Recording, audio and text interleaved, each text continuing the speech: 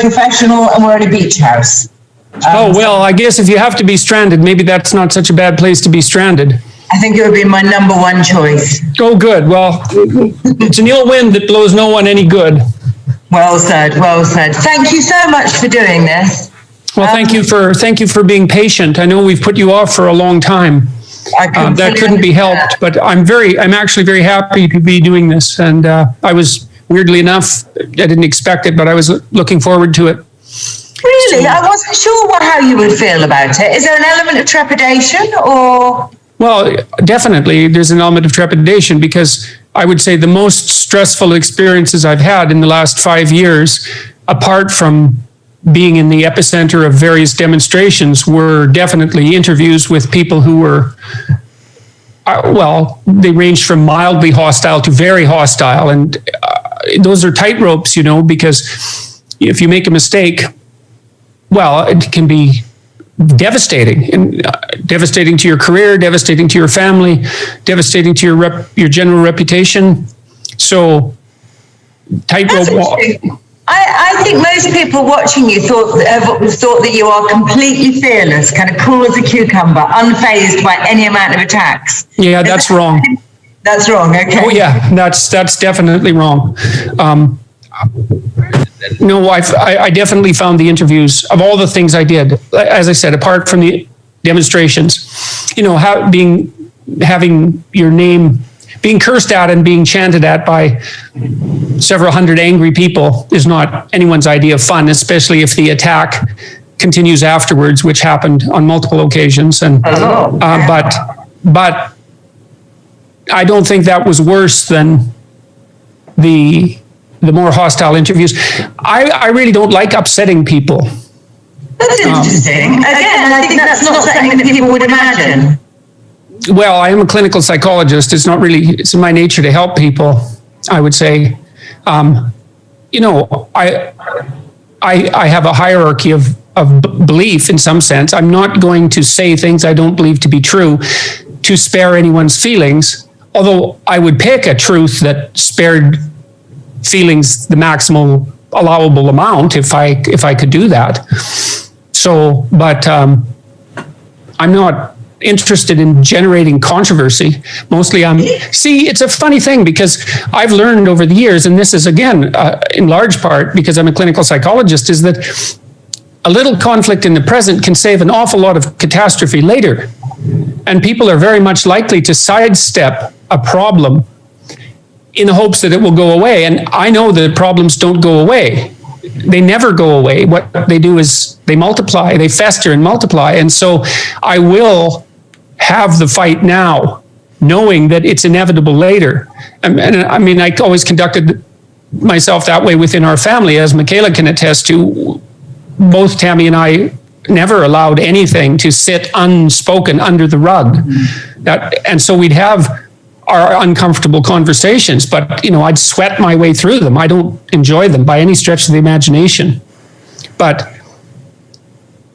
I can see the inevitable coming, and I'm not going to allow that to happen without trying to make a difference. So, do you think it's the case that most people have the wrong impression of who you are or what you're like as a person? I interview famous people every week, and some people have a sense that their public image is absolutely accurate, and others feel there are huge misapprehensions about who they are. Where do you sit on that? Okay, well, first, we have a bad audio situation, so you're echoing a lot, so we should fix that, because we won't converse well if that. Well, I'll go ahead and answer the last question while we're waiting. I believe that I'm misunderstood by the people who want to misunderstand me. I think that, by and large, that people have a good idea of who I am. And by and large, that image is positive. In fact, it's positive to the point where I find it very difficult to believe. For example, I just finished a podcast with Matthew McConaughey on Sunday, and the YouTube comments, there's about 1 million people have watched it already. And so that's something in and of itself. But the comments are unbelievably positive. Like they're heartbreakingly positive. And the like to dislike ratio is running about 99-1. And that's a little better than typical, but usually it's between 50 and 100 or 50 and 99-1. Okay. And usually the YouTube comments are overwhelmingly positive, and that's certainly been the case while I've been ill and while my wife was ill. And so, you might quibble and say that people have an impression of me that's too positive, but if I had to have a problem, that would be a good problem. I think that my reputation suffers among those for whom it's convenient to assume things about me that aren't the least bit true, like that I'm alt-right, for example, in my proclivities, either overtly or covertly, or that my followers can be easily categorized in that manner. First, that I have followers. Second, that they can be categorized in that manner. And none of that's true. Those aren't my political leanings. I'm not temperamentally inclined to any extreme viewpoint, and in fact find them abhorrent. I spent my whole life studying extreme political views since I was 18, essentially. And my listeners and viewers and readers are on YouTube. They're primarily male, but my book, 12 Rules for Life, sold about between 4.5 and 5 million copies now. And it's not young, angry men who are buying that. And all you have to do is scroll through the YouTube comments on a popular video, and you can see that. And almost none of the discussion is political. And when I did my tour for the book, it wasn't a political tour. I'm a psychologist, and I'm happy about that. I'm comfortable with that. And when I've had to make a choice in my life between being political overtly and working as a psychologist, I've always chosen the latter. So, tell me. That's way better. Is that better? Yes. Yeah. Yeah? If I speak the alphabet now, A, B, C, D, is that all working? It's better, yeah. Thank God for that. Thank God. I'm really sorry about that. Oh, that's okay. There's bound to be the odd tech glitch. I guess that's true. I guess so. Listen, I'm curious, as you're describing that kind of huge public response to you, it's a very shocking and strange thing to become a famous person, particularly a famous person. Well, actually, I'm not certain that it's the controversy that's been the most emotionally demanding. I think it's... Yeah, go on. Well, I think I've had this incredible view into the suffering of thousands and thousands and thousands of people, and I can't go out without people coming up to me. Michaela can attest to this, but every time I go out, wherever I go, people stop me and, they have an instant deep conversation with me. And they tell me that, they tell me about, well, first of all, they're usually somewhat shocked, and then they're very polite. And then they tell me that they've been watching my YouTube videos or listening to the podcast or reading my book, and that it's really helped them in some manner. And then they tell me a little bit about that, and they're usually quite emotional. And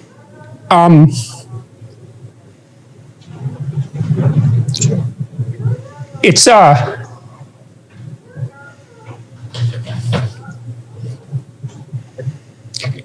you don't have conversations like that often outside of the clinical sphere, and you certainly don't have them repeatedly with strangers on the street. But there's something about it that's really remarkably positive.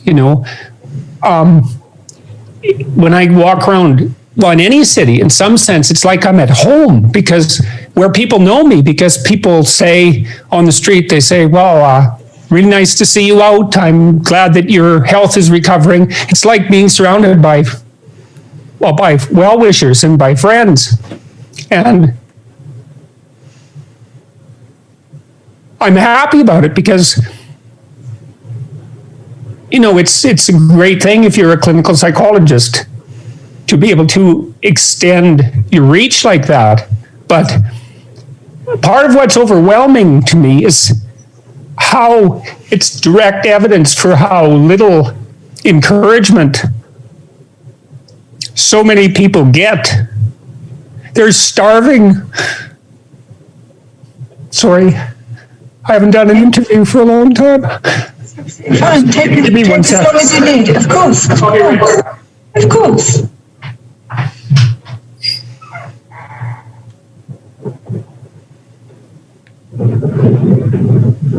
He's okay, but he hasn't done an interview in a long time. Totally understand. Totally understand. No drama at all.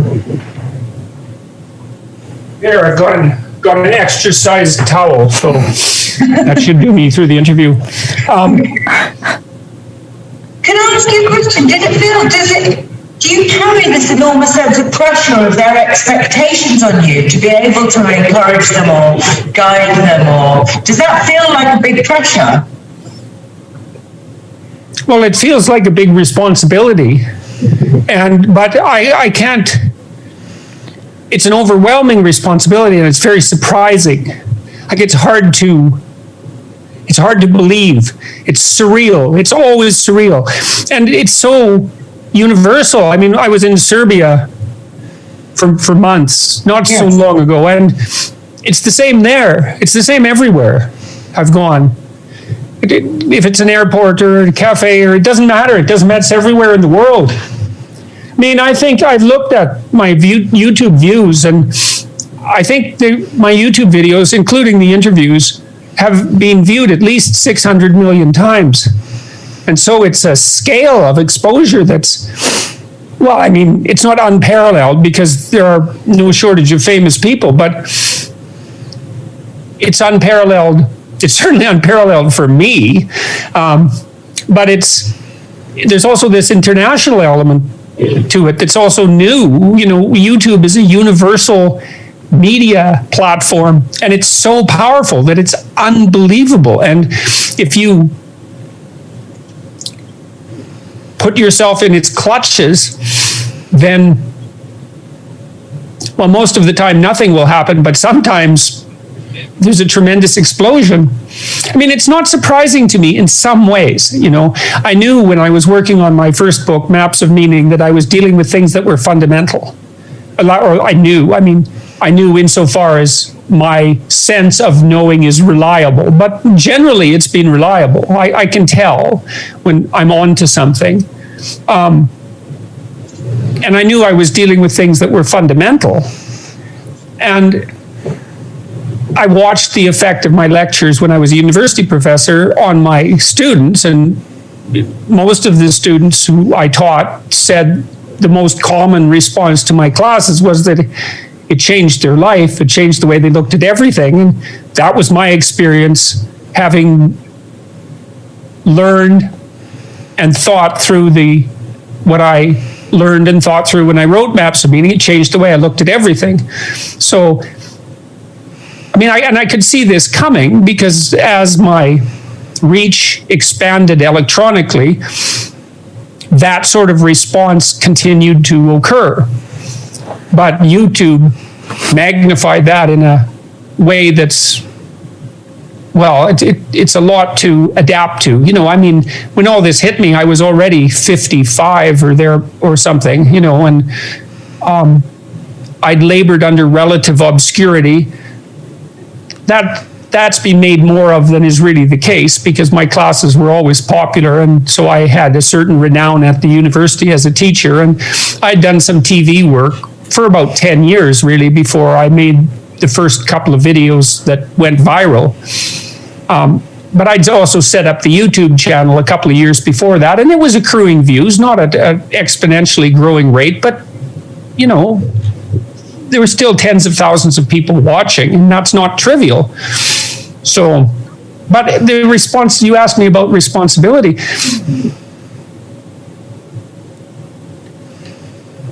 I've certainly felt that when I have been ill over the last year. I mean, I thought it was one of the things that really kept me alive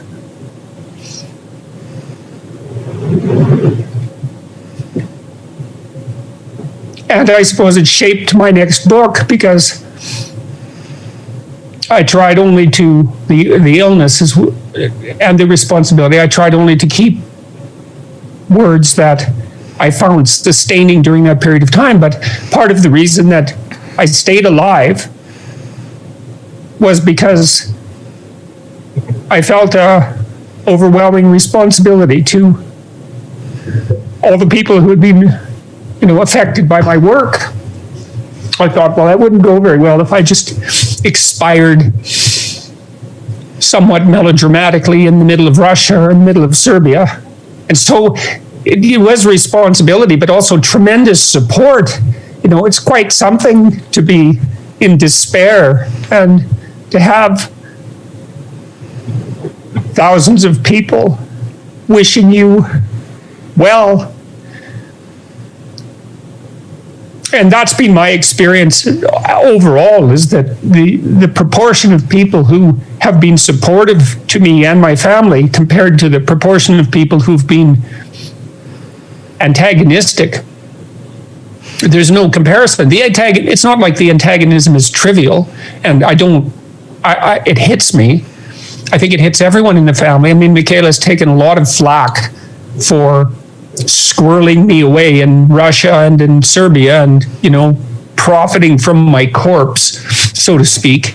And that's been hard on her because, like the rest of my family, well, she put a lot on the line to help me. And that is the case for many members of my family. But, she was certainly the primary mover of all this from the public perspective and took a lot of flack for it, and that's been hard on her. But so the negative is salient, but the positive is overwhelming, and that was certainly the case on the tour, which was a delight in many ways because it was so unbelievably positive. Where there's thousands of people who were gathering together on a regular basis, different people in all these different cities, who were there fundamentally because they wanted to get their lives together.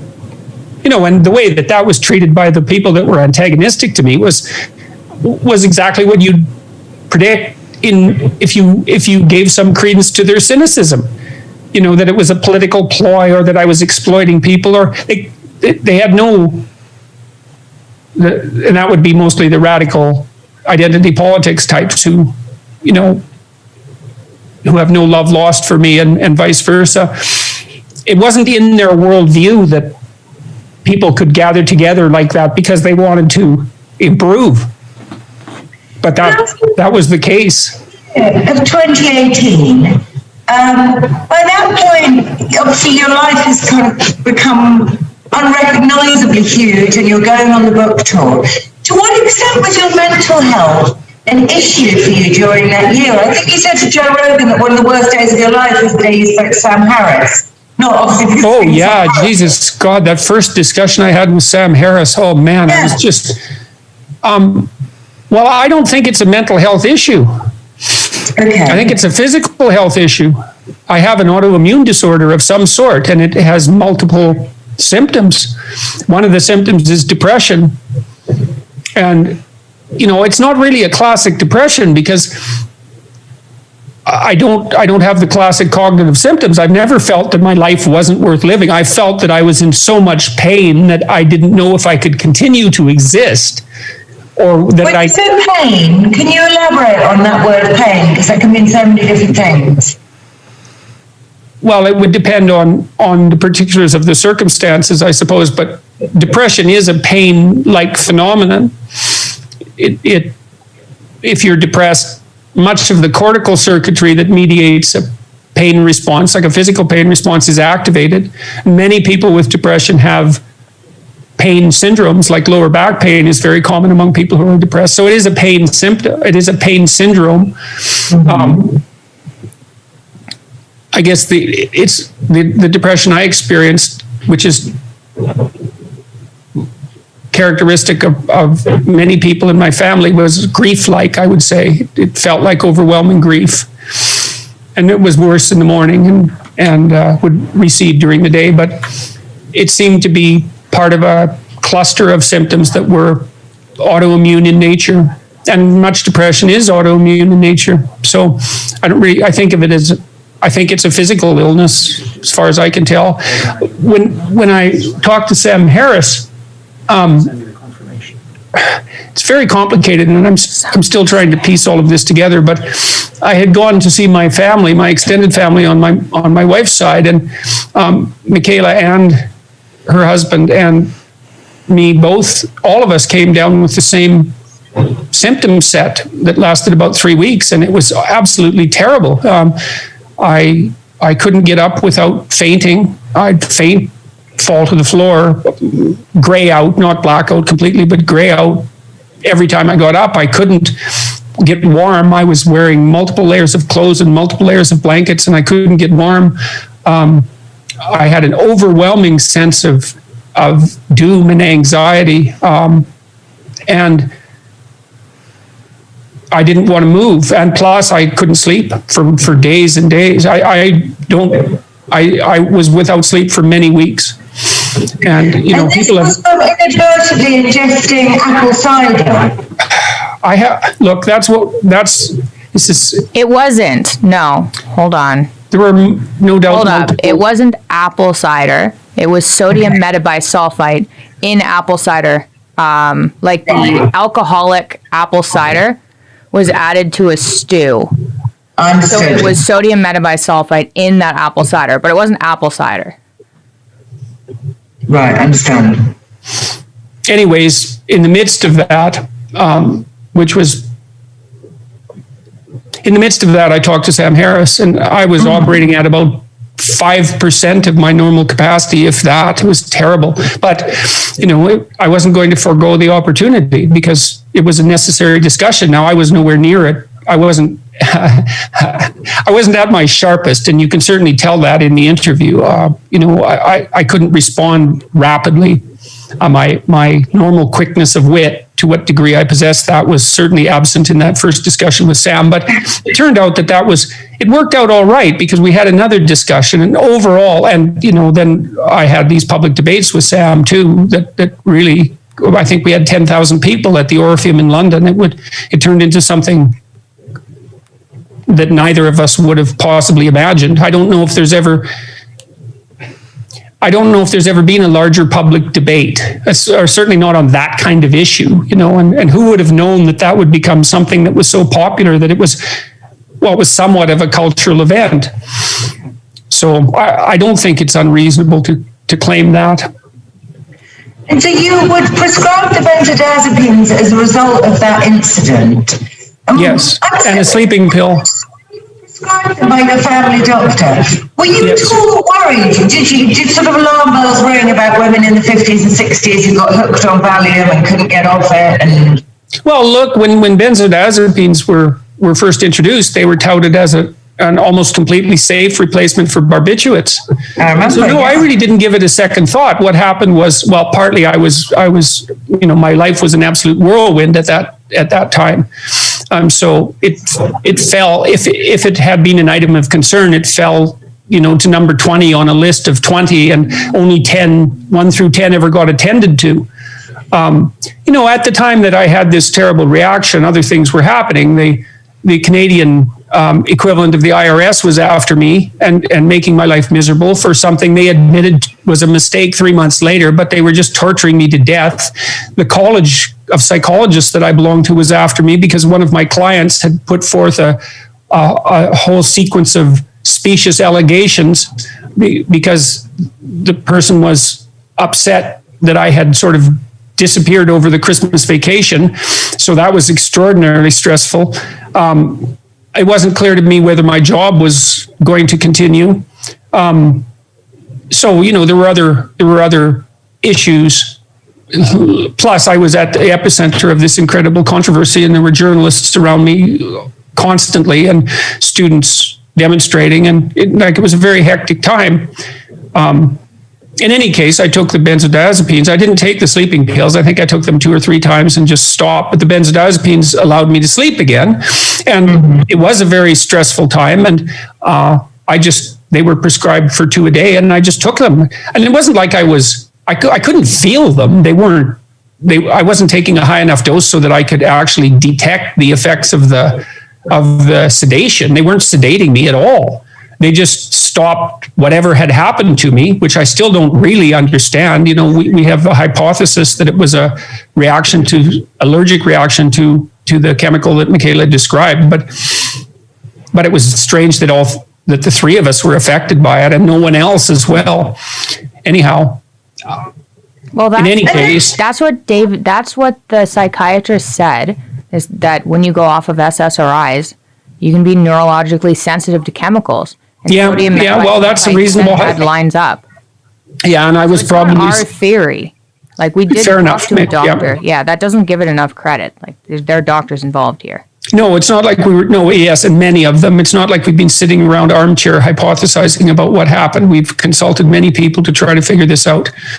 And you had by that point come off SSRIs because of the diet, is that right? Because of the efficacy of the diet? Yes. And the diet did a lot of different things, had a lot of different effects on me. One of the most marked effects immediately was that I stopped snoring. And that happened within a week and was very, very surprising to me. And then I had psoriasis and that cleared up. And I had gum disease and that cleared up, that's not curable, gum disease. So it's treatable, but not curable, but it's completely cleared up. And I lost 70 pounds over about a 7-month period.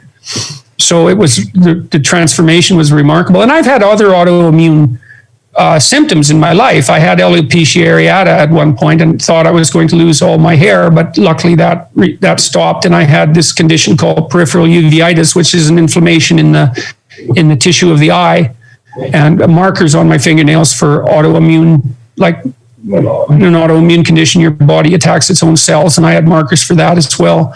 So and I have had a lengthy history of mouth ulcers. But there's never been a formal diagnosis of the nature of the autoimmune disorder. Yeah, there was twice in the last year. Oh, okay. In Russia and in Serbia, because they did blood tests. Dad? Yep, I'm back. It's just in Russia, they never pinpointed what it was. In Russia, it was fibromyalgia, and in Serbia, they thought fibromyalgia, but it was from blood markers, and so they were going based on blood markers and symptoms and put fibromyalgia on it. Yeah, and I mean, these autoimmune conditions aren't very well understood, and fibromyalgia is a good example of that. It's terra incognita. So the benzodiazepines seem to help sort of resolve that issue, but you talked about how I've read you talking about how you felt that it kind of muted somewhat your relationships with people. Well, it was very confusing. It was a very confusing time, because a lot of what was happening to me was also, in some sense, alienating me from myself and my family, because it was so different from what had happened before. So trying to discriminate between the strange and surreal conditions of my life and the effect of this drug. I never thought about the drug having any effect on me with regards to this muting, and for quite a long time. And I also started to get kind of weak on my left side, and I kind of thought at that point that the benzodiazepine might have had something to do with it, but wasn't sure. And that thought would just come up now and then. And I complained about it, that I had a weakness in my musculature on the left side. But I never thought much of it. And I wasn't that worried. I wasn't thinking about the benzodiazepines like 10 hours a day or anything like that. I never thought about it at all. I was extraordinarily busy, 16 hours a day, flat out, 7 days a week right until Tammy went into the hospital right until Michaela went into the hospital in January of 2019. It was flat out running. And so I wasn't sitting around thinking about what was happening with me. And, if I was a bit off, well, so was my life. It wasn't exactly surprising that all of this might have had some effect on my relationships. And that was subtle anyways. I mean, we talked about it, the kids would tell me that I was distant, but that's not a 5-alarm fire bell, being somewhat distant, especially under strange circumstances. including visiting 160 cities in 200 days. Jesus. And I was functioning, obviously. I mean, I gave a different lecture every night. Were you enjoying yourself? Yeah, it was amazing. Yeah. It was amazing. And I don't think enjoying myself doesn't really cover it. It was The best year of your life? dreamlike. I wouldn't necessarily say that. I've had some pretty good years. It was surreal, but it was surreal in a way that was also, see, one of the markers for post-traumatic stress disorder is derealization, right? When the things around you don't seem real. And I was in a constant state of derealization from October 2016 till January 12th of 2021. Go on, explain. Well, I still don't really have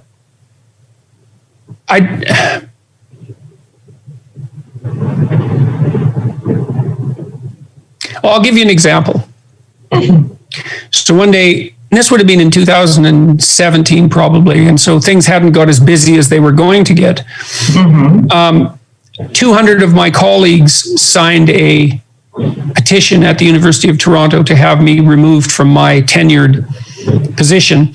And my faculty association, so an association to which I belong, forwarded that to the administration without even notifying me.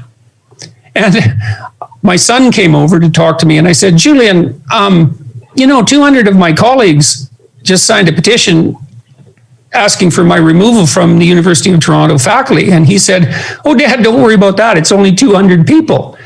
And we had got to the point by that time where that sort of event was, produced exactly the kind of response he had. Like, under normal circumstances, I believe, for anyone who's employed by an organization, the news that 200 of their colleagues had conspired inappropriately to bring about their demise would be enough to rattle them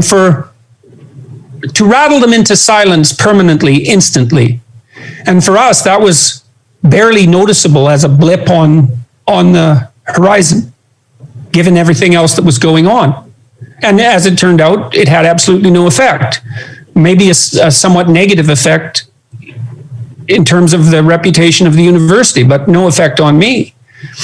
So, no practical effect, but do you think it had a kind of residual effect? You're talking about derealization and PTSD, that these kinds of all of this has. events. I still really don't have a proper conceptual framework in which to slot all this. Yeah. It's not an easy thing to understand. I don't know what to make of it. What should I make of the fact that I have 600 million views on YouTube? I don't know. What do you make of that? I don't. I mean, on the one hand, like I said, I knew that I was dealing with things that were fundamental when I was writing Maps of Meaning, and I watched the effect of what I had learned on my students. And so that grew across time. It continued to grow in a linear fashion. And so, in some sense, that's not that surprising, because all the ideas in Maps of Meaning, which is really where I've derived most of the ideas, or many of the ideas, for my book 12 Rules and for the new one, I studied people whose work I thought was profound, and was able to integrate that and to disseminate it. And so the fact that profound thoughts had effects on people isn't that surprising. And I'm not saying that they were my thoughts, because Maps of Meaning has a very lengthy bibliography, and I use ideas that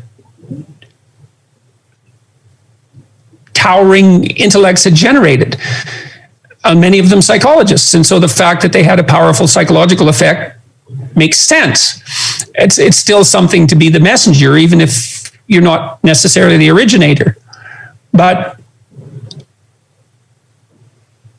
so that part wasn't a surprise in some ways, but the magnitude of the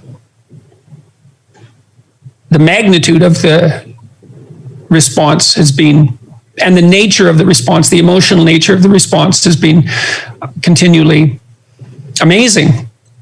You know, when I was visiting Tammy in the hospital, well, and then, you know, not only did all of these things occur on the social front, you got to think about it this way. You know, I've watched people respond to being attacked on Twitter. So they'll post something or write a paper and 20 people will go after them on Twitter, and that'll produce a bit of a storm. And they usually apologize profusely and back the hell off and disappear. It's really, really emotionally hard on people to be attacked publicly like that. And that happened to me continually for like 3 years, and on a way larger scale than 20 people. You know, I mean, the even just the events at Wilfrid Laurier University with Lindsay Shepherd. That was the biggest scandal that hit a Canadian university, certainly in my lifetime. And that was a sideshow. And I'm not making light of it. It wasn't a trivial occurrence, but it was just one of dozens of things that were happening on a regular basis. The demonstration at Queen's University, when I went there to talk with Bruce Pardy, a lawyer there, I mean, you know, we were in a building with 200, 250 students, 300 students, I don't know. And the protesters were outside at the windows, banging on the windows, breaking them in one case. It was completely surreal. It was like a zombie attack. Were you frightened by any of this? Was any of it frightening? I guess yes, I would say definitely. I mean, yeah. I would, the fright, I was never concerned for I wasn't concerned for my life. I wasn't concerned for my physical safety. Mm-hmm. I was concerned for my family. I was concerned for my reputation. I was concerned for my occupation, both as a clinical psychologist, because I was under attack at the College of Psychologists as well as at the university. So, and then there were times where I was physically threatened. Certainly that happened at Queen's University. They arrested a woman who was carrying a garrote, for God's sake. You know, and I was harassed directly after the demonstration there by a small coterie of insane protesters, let's say committed protesters, who were in my face for 2 blocks, 3 blocks, yelling and screaming. With my son was with me, and you know, the university security guards, they didn't know what to do. They weren't trained for that sort of thing. And I wouldn't say I was so much afraid. I was very angry. Like, I took everything I could not to knock the man who was in my face flat, but I wasn't going to do that. And I was enraged by what he was doing. Mm-hmm. What was your demeanor while that was going on? Calm and watchful. I mean, one of the advantages I have had is that I am a clinical psychologist, you know, and I can detach myself from what's happening and watch it. And that's partly when I'm being interviewed by someone who's hostile and able to keep my cool. It's partly because I can watch, and also partly because I know that what's happening right now isn't the whole story. You know, it's especially true in the modern world with an interview. It's like the interview can be very hostile, and that by no means means that I'm under attack. It just feels like that in the moment. Like with the interview with Kathy Newman, for example, on Channel 4, or there was another interview done by a woman who works for GQ, which I think has been viewed, it's been viewed 22 million times, I believe, at the moment. So it's just under the Kathy Newman video in terms of number of viewers. That was a very, very animus-possessed interview. She was on my case right from the moment I walked into the room, essentially. And presumably you knew that would be the case. I mean, Helen Lewis is a very established feminist, professional feminist. Well, I didn't know that it would be the case. At that time, I was being interviewed so often that I never had any time to prepare for the interview. Understood. I just walked into them, and I assumed at least that there would be, you know, common professional courtesy, and most of the time that was the case. It was certainly the case with Kathy Newman, who was very professionally polite when we first met in the green room, and then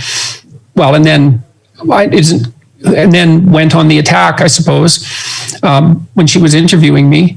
But both of those interviews the tide turned, and it was very, very strange with the Kathy Newman interview, because first of all, people were rather sympathetic to me, and then she reported being harassed, especially online, and then so the sympathy sort of moved over to her side of the equation, let's say, and then for one reason or another, it shifted back to me.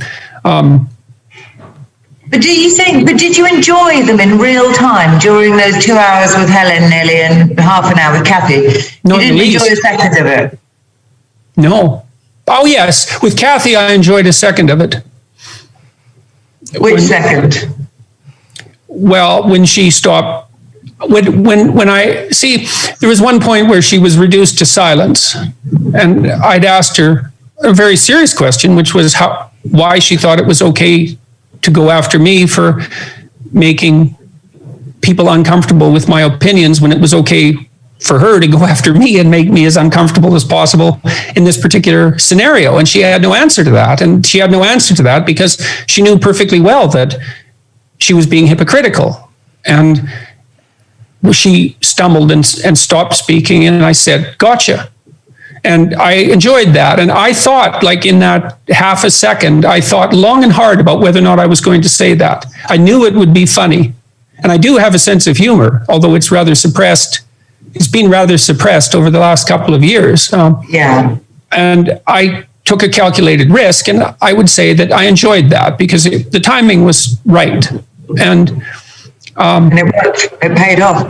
But it sounds as if... But it was a risk, man. It could have easily gone badly. Right. It sounds as if you withstood all kinds of pressures and stresses and navigated an extraordinary roller coaster and kind of kept it all together and handled it up until 2019, when your wife is in hospital and being given this devastating news. So 2019 was, it was just, it started out rough. Yes, I went to Switzerland, and I was in Switzerland with Michaela for a number of weeks when she was having her ankle rebuilt by carpenters. I mean, it was very dramatic surgery, and the outcome wasn't obvious. She could have easily lost her leg, and lots of people that she talked to suggested that would be the case. And so, and it was strange to set up camp in Zurich and to bring her food and to take care of her. And then we went to Australia for a whirlwind tour in February, and that went quite nicely. And then, things just fell apart insanely with Tammy. It was just every bloody day was a life and death crisis for like 5 months. And initially we were informed that her illness was highly treatable and minor. And, just in a typical cliched movie scene, we went to see the doctor after she had had her surgery, but wasn't recovering quite properly. And they said, well, she's contracted this cancer that's so rare, there's virtually no literature on it, and the 1-year fatality rate was 100%. And that was just the beginning of, endless nights sleeping on the floor in emergency and continual surgical complications and so, and then, my mood was wavering at that point. I was taking a bit more of the benzodiazepine under still being supervised by my GP, but I started to react to it in a paradoxical manner. It seemed to be making me more anxious rather than less. And I tried various, and my depression seemed to be making a comeback. So I tried various means of dealing with that, but it just got worse and worse. And at one point I stopped taking the benzodiazepine altogether. And that, what happened when you did that? I developed this condition called akathisia, which I didn't know about at the point. Right. Mm-hmm. Yes, and let me tell you, you wouldn't wish that on. It's unbearable, to say the least. And they say with akathisia, people are driven to suicidality within an hour of the onset of the symptoms. I had akathisia for 800 hours, 900 hours. 1,000 hours, sometimes 7 hours a day. Wow. Unbelievable. What did it feel like, Dr. Peterson? Well, imagine I just figured this out, a way to communicate it to some degree properly in the last couple of days. So imagine that someone jabbed you really hard in the ribs with their fingers and stiff fingers. You'd pull away and then there'd be a spasm from that and you'd move. Well, then imagine that that's happening 50 times and every time you breathe. That's sort of what it's like. That level of physical pain and discomfort. Yeah, and it doesn't go away. It's just there, and it's there, and it's there, and it's there, and every time you breathe, it's there. You can't sit, and I couldn't sit down. I've been able to start sitting down again in the last month. So you and I could not have had a conversation like this, where we're just talking to each other, and I might have been able to do it. It would recede to some degree as the day went on. It was way worse in the morning and would get better in the evening. Mm-hmm. So it would have depended on the time of day, but certainly even now, I really don't get going until 2:00 or so in the afternoon. Right. My morning schedule is still very, very rigid, but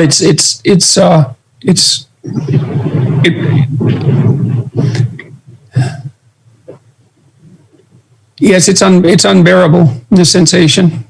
And it's also humiliating because it's a voluntary movement disorder. And wow. So what that means is that it feels like you're doing it.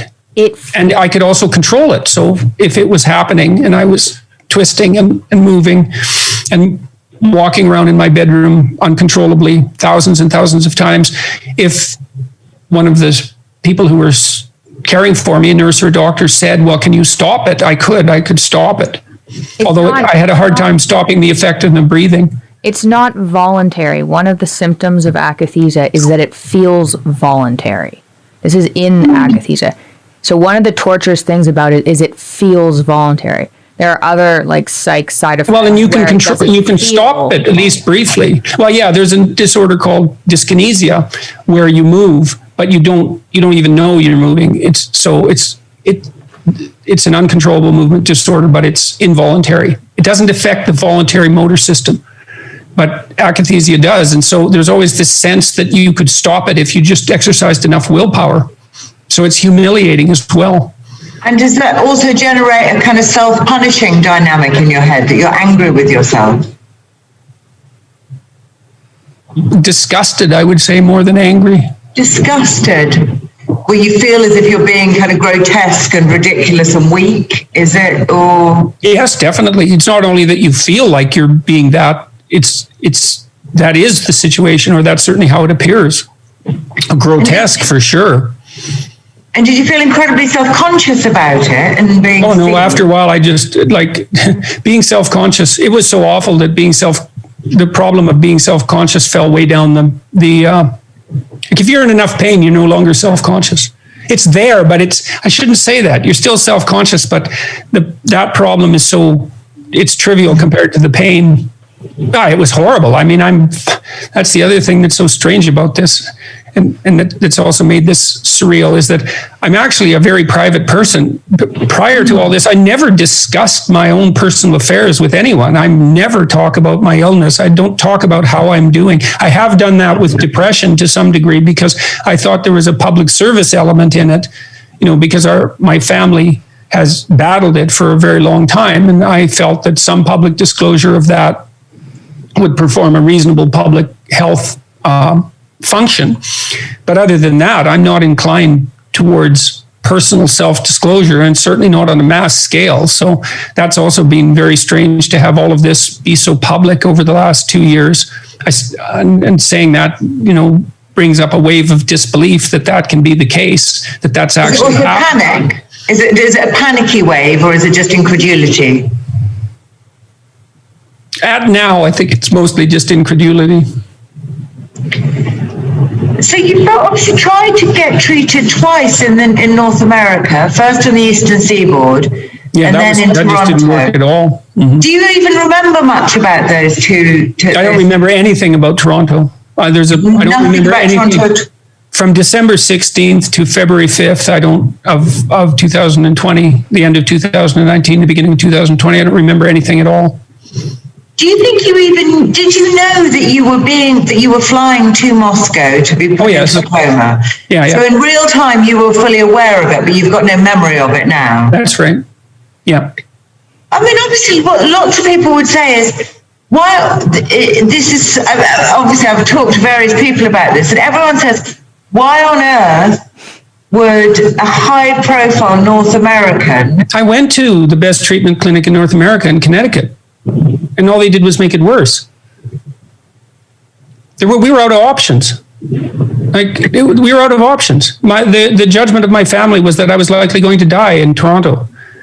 And so there was no... die in Toronto. Again, I mean, lots of people would say, why would you sort of trust the judgment? Although your family members love you, they're not trained, qualified medics. Why would you put yourself in their hands and not the medical profession's hands? I had put myself in the hands of the medical profession. And the consequence of that was that I was going to die. And we put ourselves in the hands of medical professionals in Russia too. So it wasn't like we were completely fleeing from the medical profession. I tried a slow taper on the benzodiazepines and I couldn't do it. Yeah. And I went to the treatment clinic on the Eastern Seaboard, and they had promised essentially a 12-week treatment program. And my impression of that was that at the end of that 12-week period, I would be free of benzodiazepines. Mm-hmm. But that isn't how it worked out at all. And I was on more medication when I left that treatment center than I was when I went in. Were you angry with them? Were you arguing with them? No. Why not?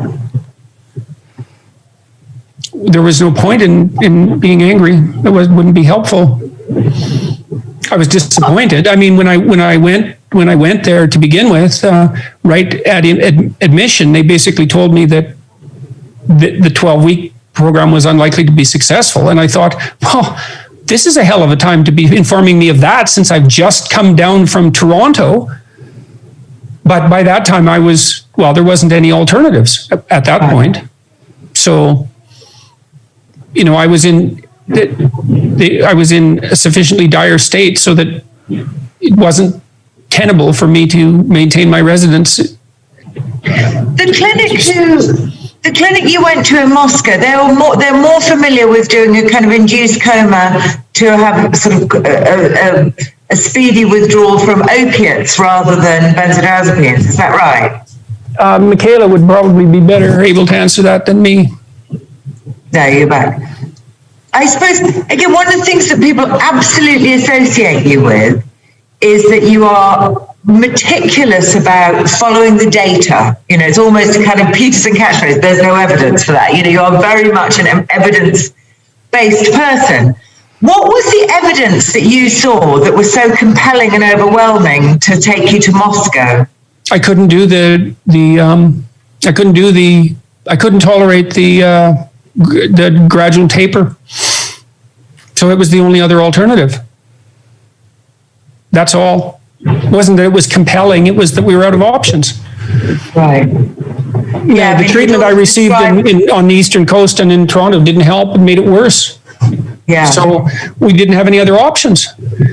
What were you most frightened of at that point? I know Michaela's talked about your anxiety levels. I was most afraid of akathisia. There isn't anything else that, every day I had akathisia was the worst day of my life. By a huge margin. Not by some trivial amount, but by a huge margin. It was absolutely unbearable. I tried to describe it. It's very difficult to describe. It's like pain, but it's a pain that you can't, that only movement will satisfy. I mean, even now, I'm walking 10 miles a day. Yes, I heard. Yeah. So... obviously, look, the obvious thing that critics, your enemies would say, I'm sure this is hardly going to be news to you, would be, hold on a minute, your entire intellectual framework, your philosophy of life is that life is about suffering, about pain, and that the manly, strong, dignified thing to do is to accept that pain and suffering and battle through it and learn from it, and that the coward's way out is to try and take drugs No, I've never said that. I've never said that. And as a clinician, I've had many people in my practice. Look, if you're a viable clinician, you encourage people to take psychiatric medication when it's appropriate. And many people in my practice were helped to a tremendous degree by antidepressants. I was. They were unbelievably helpful to me and to other members of my family. Not universally and not without a cost, but very, very helpful. And that's a caricatured viewpoint too. What I really encourage people to, what I encourage in people is it isn't useful to allow your suffering to make you resentful, even though you have reason for that. And so part of the battle, it's a ridiculous caricature, that perspective. Life, people are hurt badly by their lives in all sorts of ways, and becoming bitter and resentful about that means that you start to cause extra suffering in yourself and in your family members and in your community, and that's not helpful. It's not helpful.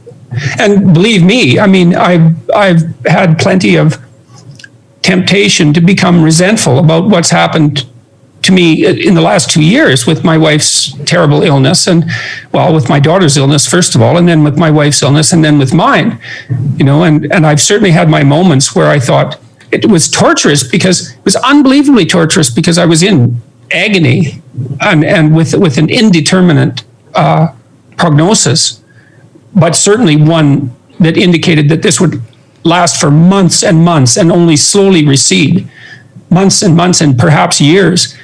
I was shut off from my family, except for much of this time, and among strangers who didn't speak my language. Mm-hmm. And at the same time, I had this plethora of opportunities sitting in front of me, none of which I was able to access. Like, I love my wife and my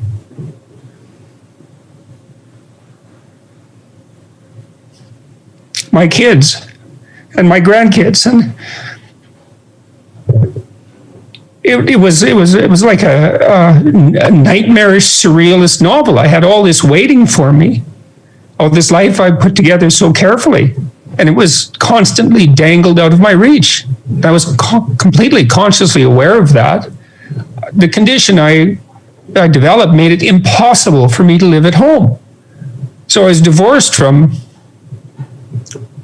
my profession, from all the things that I was working on, and from everybody that I loved. I had plenty of reason to become, like many people do, to become bitter. It's not helpful. When I watched the podcast that you did with Michaela, I thought you looked angry at moments, and I was wondering who or what you were angry with. Well, pain will make you angry. Right. So fate, I suppose.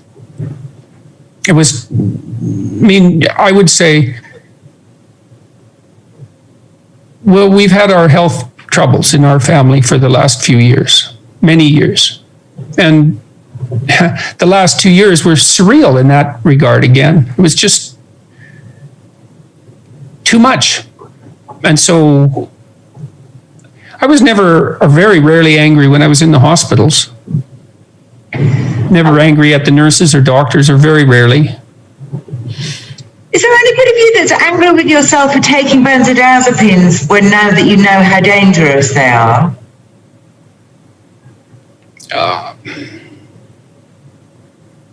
Angry.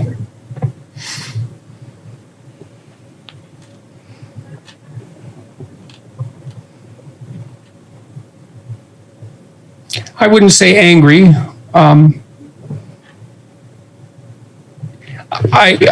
It's not like I failed to see the irony. And that was another thing about this that made it still continues to make it difficult to stomach. Should have I known better?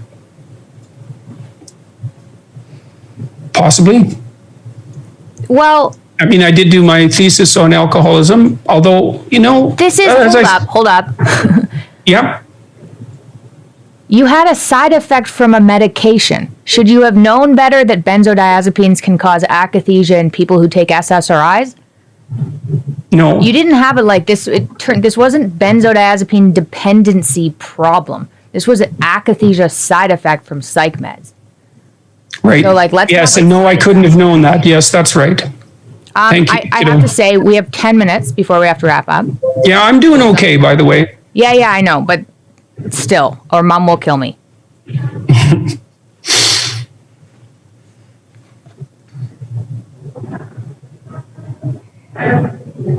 So, Decca, what else do you want to talk about? I was curious about whether you, as a sort of arch Soviet critic, whether the irony was also not lost on you that about ending up in Russia and kind of to have your life saved. How do you make sense of that? Does that just seem like one of the bizarre coincidences of life? Yes, it's no, I don't know how to make sense of that. I don't know how to make sense of the fact that Tammy recovered the day of our 30th wedding anniversary, which is literally the case. The surgical complications that were threatening her life ended on that day. And she had told me a few months earlier that she would recover on our 30th wedding anniversary. It's like, I don't know how to make sense out of that. It was, yeah. I don't know what to think about that. There's lots of things I don't know what to think about. The diet too has been a complete shock. So, and that's been maintained throughout this whole process. The hospitals were all willing to feed you your diet. Is that right? Well, I don't know how willing they were, but that's what happened. That's what happened. Mm-hmm. So I'm sure some people reading this are going to say, this is all kind of pharmacological flim-flam. Surely to God, it's much less complicated than all of this. Why? You know, we have someone with a history of depression who's lived through extraordinarily stressful, surreal, as you say, few years, managing unimaginable pressures and demands and pace of life. And this has got nothing to do with medicine or pharmaceuticals. This is purely just about somebody cracking under the pressure of life. Is that a possibility that you've considered? Well, there's no doubt that akathisia is then. That's right. That's the basic answer to that, is that, like, I didn't develop akathisia until I tried to stop taking the benzodiazepines. So now, I don't know, I can't say what additional effect the pressure had on making me more susceptible to akathisia, for example. I don't think anybody could answer that. And I certainly know that stress makes it worse. But stress makes everything worse, so that's not that helpful. What's causing you the greatest stress now? Fear that the akathisia will come back. Right. I mean, I've had it now? 5 days. Well, in the last 43 days, in November, I had 26 akathisic days out of 31. Right. And those episodes would last anywhere from 5 to 7 hours. Right. So that was just horrific. In December, I had 5 days I was akathisic only. And in January so far, none, although it's still lurking there. I can feel the impulse. Yeah, but I can keep it under control. Or it's not intense enough to overwhelm me. I don't want to claim, I don't want to make any unwarranted moral claims about the effect of my will. It certainly seems that I am effortlessly suppressing the desire to move constantly, almost constantly. But that's starting to recede, and the mornings are still very, very, very difficult. But when you say difficult, you mean difficult to get started, difficult to kind of get your brain into gear? Well, I get up and I start breakfast, and then I go and I have a sauna for an hour and a half, and then I'm in the shower and I scrub myself for about 20 minutes, and I usually can hardly stand up at that point. And then I eat, and by the time I start to eat, then I'm starting to I can walk at a somewhat normal pace by then, and then I usually walk for anywhere between 2 and 4 hours, and then I can I'm beginning to have something resembling a productive day. My cognition is sharp enough now again so that I can, engage in an interview like this, for example, or I've been increasingly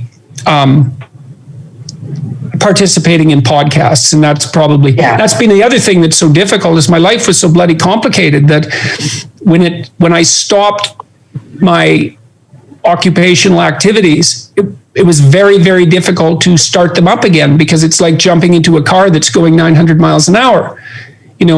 I did a podcast with Matthew McConaughey on December 22nd, I think, and it was released yesterday, and something on the order of 1 million people, 1.2 million people, I think, have watched it by now. To jump back into my life is to jump back into that. There's no simple entry point, and so that's been a real problem. I haven't known what to do. The other thing that happened to me that was terrible in 2020 is that I had this terrible experience of time dilation. So when I first woke up in Russia, I was asking Michaela, when she'd come and visit me, I'd ask her what time it was 10 times in 10 minutes, assuming that something on the order of half an hour or an hour had gone by since the last time I asked her. And so I had these torturous days that were like 100 times longer than they should have been. So that's receded, and now my days they last the proper amount of time. Yes, thank God. How are you feeling about the prospect of the book coming out and all the demands that entails and the opportunities that entails? I'm ambivalent about it, because I'm ambivalent about it. I can't judge the book properly. I didn't write it under optimal circumstances, to say the least. And so I'm unsure. I can't tell. I can't make an adequate judgment of its quality. I believe that my capacity for editing wasn't what it could be.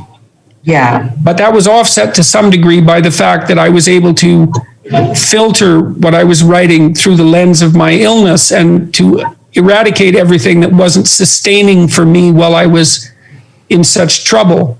So it's amazing to me that you were able to work on the book during that whole year. If you would have seen me, believe me, it would have been more amazing. When I recorded the book, the audio book in November, I was akathisic almost the entire time, and so 26 days in November, right? So I would go to the studio, virtually convulsing in the car, like unable to control my movements, unable to control my arms, unable to control my legs, thrashing about, and Tammy would drive me there, or my son.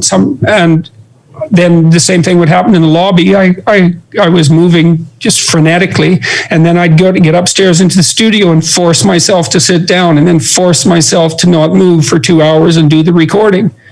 If you would have asked me to lay odds on the probability that I would live to finish the recording, I would have bet you 10 to 1 that I wouldn't have, but certainly as well that I wouldn't have been able to do the recording. But I did the recording, so it's done, and it was the same with the book. I mean, I've had lots of support. My family has supported me tremendously, and the professional staff that I've had the fortune to employ have helped me, and my viewers have supported me, and all of that's helped a lot. And so, but and on those 5 days in December, I can tell you why I did it, how I could do it. It was easy. The alternative was worse.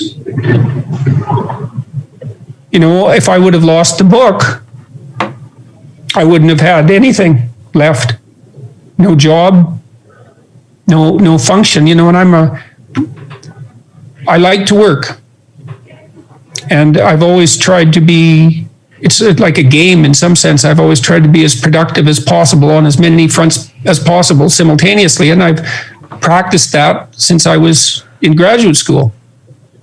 And it's a game, a constant challenge. And, I first lost contact with my professional life, probably when I went on the tour, but the tour, of course, filled in that gap. But then when I spent all my time in 2019 in the hospital with Tammy, and that disrupted my professional life completely. And then I got so sick, I couldn't get it going again. And so that was 2 years.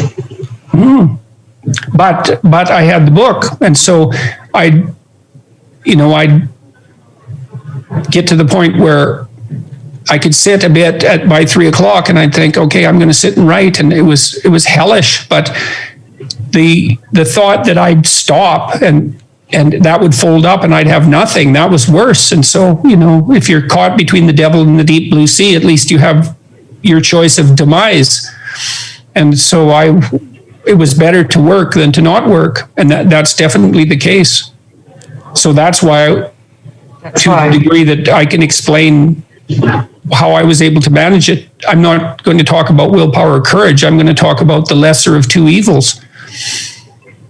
Yeah, that makes sense. We've only got a second. Actually, let me ask you one question, then I just wanted to ask you a little bit about recent news events. If you could turn back the clock 5 years, what would you do differently? I wouldn't take benzodiazepines. Are you angry with the doctor who prescribed them to you, who knew that you had also already done 15 years on SSRIs? No. Look, he served. He was my daughter's physician as well, and he was very helpful to us for a large part of her trouble. And so it would have, no, I'm not angry with him. Maybe he should have known better, but maybe I should have known better too. And he also, it wasn't like I was consulting him every month. There was no reason to raise red flags. I was on a relatively moderate dose of benzodiazepine.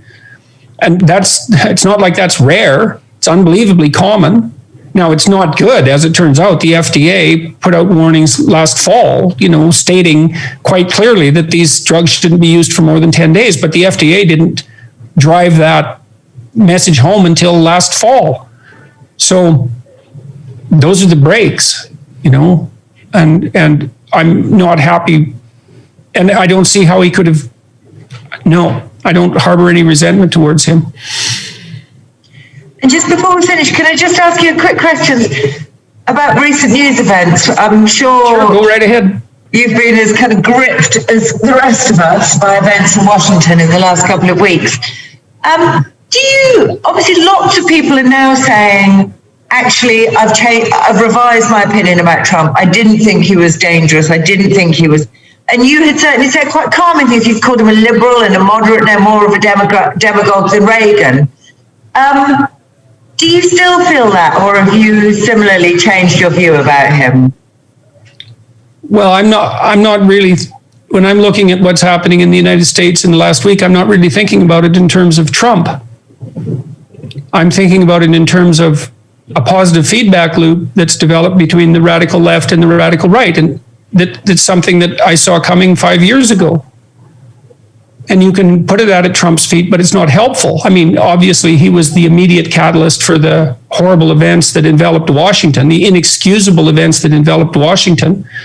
And perhaps it'll all die down when Trump disappears, but I doubt it. And what I see, what's happening is there's a feud going on. And the feud is between the radicals on both sides of the political distribution. And the left will do something extreme and the right reacts, and the right will do something extreme and the left reacts, and the left blames the right and the right blames the left, and that's a feud. And they're both right. They can both point to incalculably stupid things that their opposites across the political spectrum have engaged in. The danger is that we won't be able to dampen this down. Now, if Biden is wise, and I'm hoping that he is, he'll dampen the positive feedback loop down. A system is in a positive feedback loop when it amplifies its own behavior. And that's what's happening. And that can easily get out of control. And Biden now has sufficient political power so that he could emerge on the world stage as a genuinely moderate Democrat. He could leave the identity politics behind and rule in a Clinton-esque fashion. And that would be good. And we'll see. I'm hoping he can manage that. But the American political situation is, it's a robust country and it's been through worse. But there's always the danger that things can spiral out of hand. Are you more worried now than you were 5 years ago, 4 years ago? No, I'm not actually. I think that all things considered, 2020 could have been a hell of a lot worse politically, given the fact that there is a simultaneous pandemic. People are under an awful lot of stress. Everyone. They're too isolated. They're cut off from their family members. They're under unbelievable economic strain. And they're also susceptible to the paranoia-inducing influence of the bubbles that have emerged on social media. And then that technology is exacerbating people's conspiratorial mindsets because they can find like-minded people and don't encounter correction. It's not good. But having said all that, we're not doing too badly. If we're lucky, the vaccinations will proceed apace. We'll start to see a real decrease in the intensity of the epidemic by the end of March or the beginning of April. It's not that far away. It'll be mostly, the vaccinations will be universally accessible by September, and Biden will have proved to be intelligently moderate and cautious, and we'll squeak through this. Now, that's the most likely outcome as far as I'm concerned, and it's certainly the one that I'm hoping for. So, my objections to the identity politics types were elicited in large part because I thought that the continual pushing on the radical leftist front would wake up the sleeping right. And so it came to pass. Well, we'll see. I'm not going to say that was accurate. I don't know how awake the sleeping right is. And what happened in Washington was appalling. But it was also stupidly appalling, thank God. There was an element of farcical theater about it. And so that's a relief in some sense. Like, it's much better to see stupidity than malevolence, than organized malevolence. And I'm not saying there was no organized malevolence. There certainly was. But there was plenty of theatrical stupidity. And Trump is definitely egging that on. And he's divisive in that. Very divisive in that manner. Should he be impeached for that? I think he should be ignored. That the best thing that could happen is that he would fade away. And impeachment will amplify. Well, I'm not claiming to be omniscient in these matters. But yes, I think that impeachment will just, God, he's gone. What? Hang on a sec.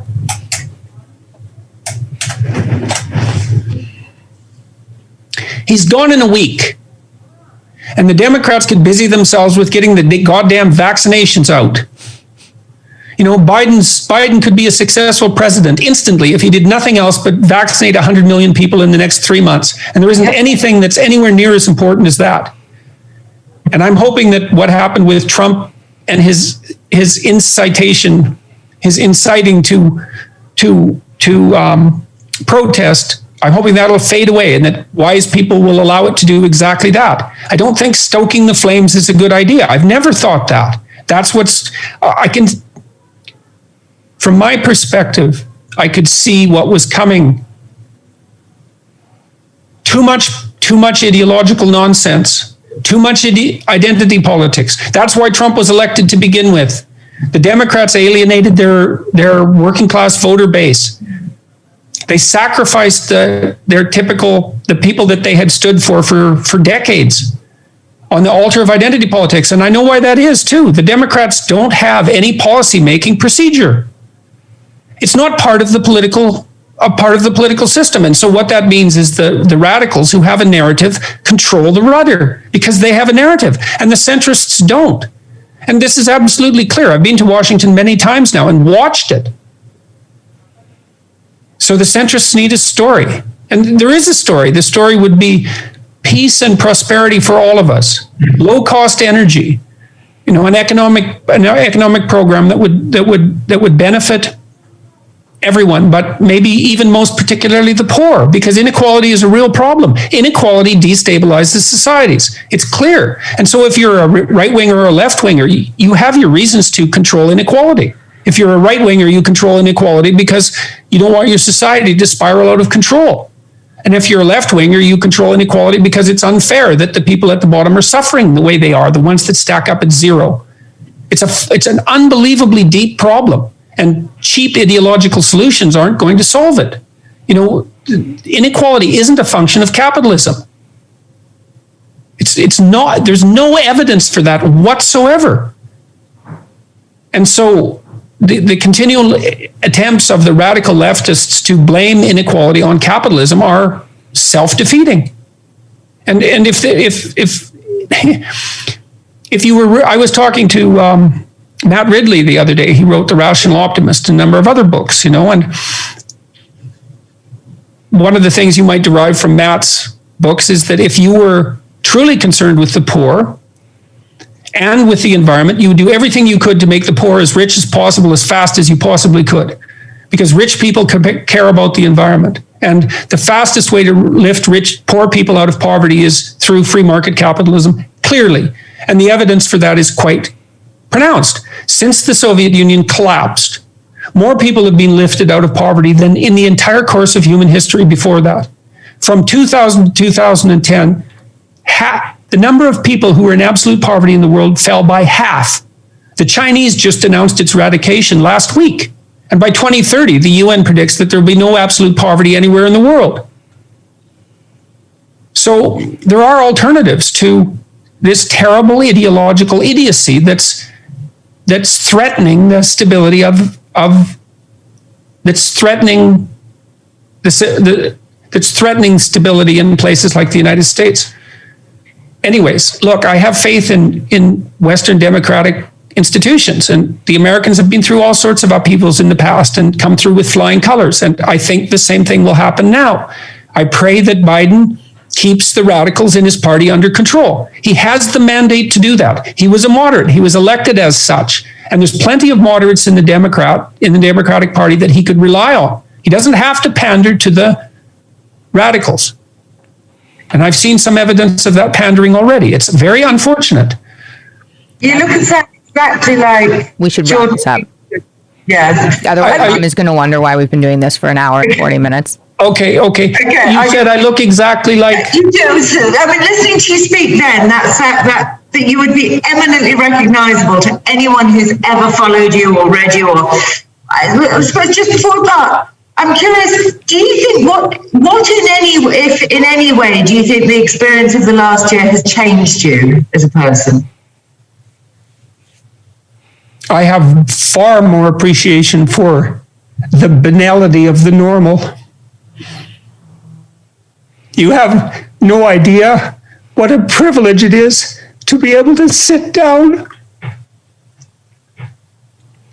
On that note, thank you. I have to shut it down, though. So, look, before we stop, Michaela, we should think about this.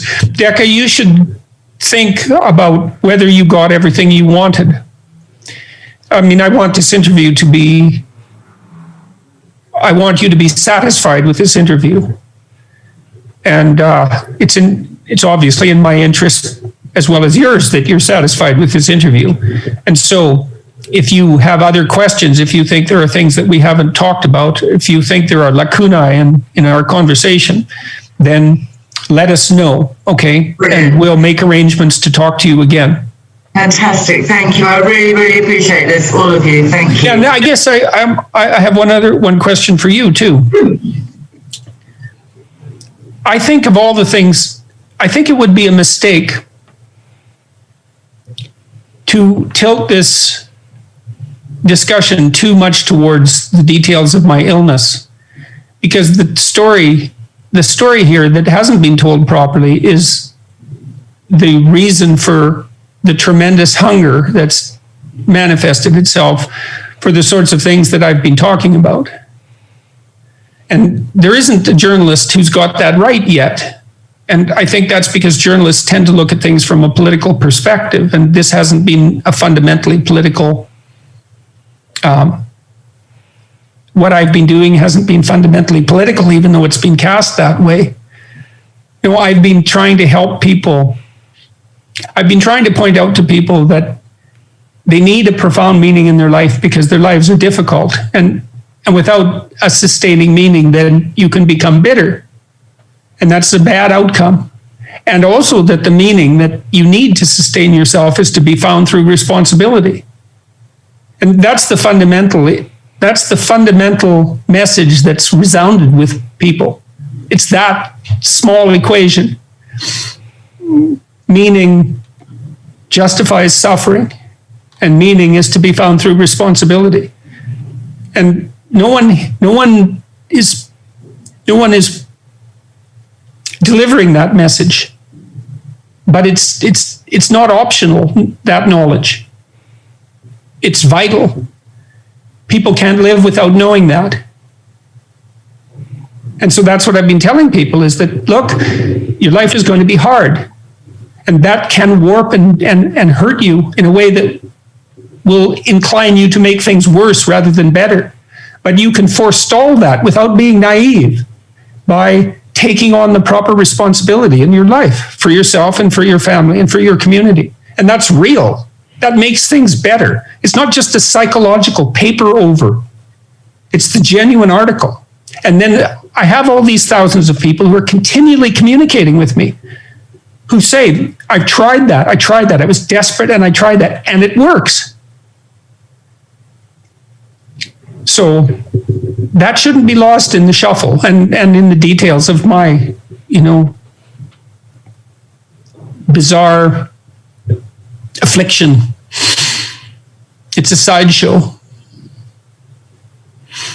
That's a big one there. But I understand. Thank you.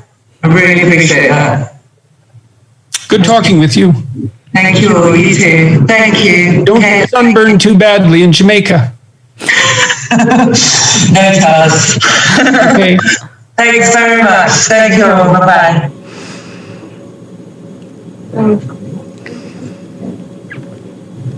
Okay. I think that's it. Hello. Hi, Michaela. How are you doing? Good, not bad. How are you? I'm okay. I'm not feeling quite at my most professional, Michaela. We've got stranded in Jamaica due to COVID. There are definitely worse places to be stranded. You are not wrong. So jealous. But the Wi-Fi in the house we're currently in is slightly ropey, so I've just had a slightly nervy 10 minutes. But hopefully we'll be okay. Okay. Hopefully. I don't mind. And Michaela, thank you so much. This is really helpful. If I can get a sort of full briefing from you. Yeah, I just wanted to. Ideal. So I'll give you the brief story. I've recounted it a whole bunch of times every time we get a new doctor. So I'll give you the background, and I wanted to do it because my dad he's still not fully recovered. He's probably not going to be fully recovered for another year, to be honest. And he's still extremely prone to anxiety. And so any recounting of it knocks him out for a couple days. So hopefully tomorrow, if I give you all the nitty gritty nasty details, then he can fill you in on, how he feels and everything, but he won't have to go through all of what happened. Yeah, got you.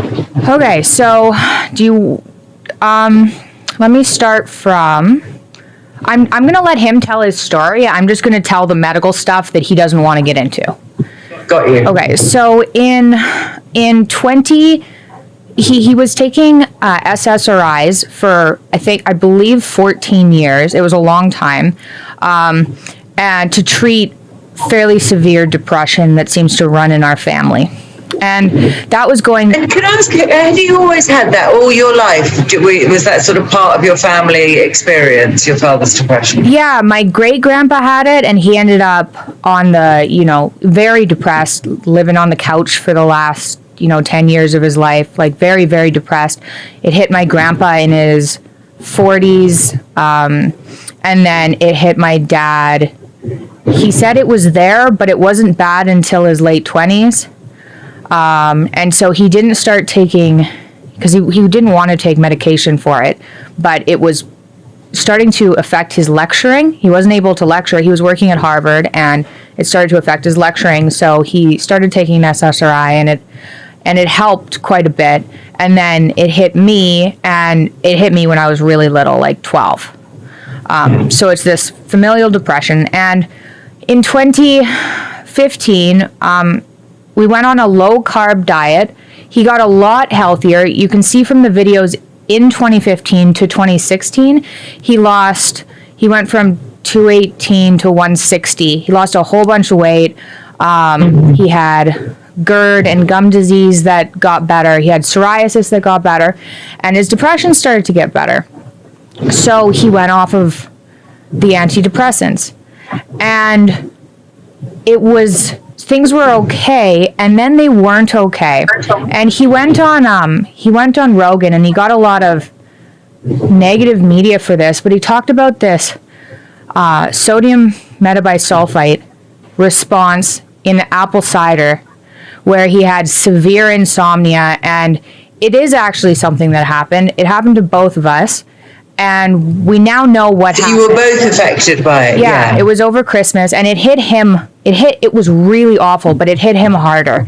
And that was at the end of 2016, is that right? So this was after he had been off of SSRIs for about a year.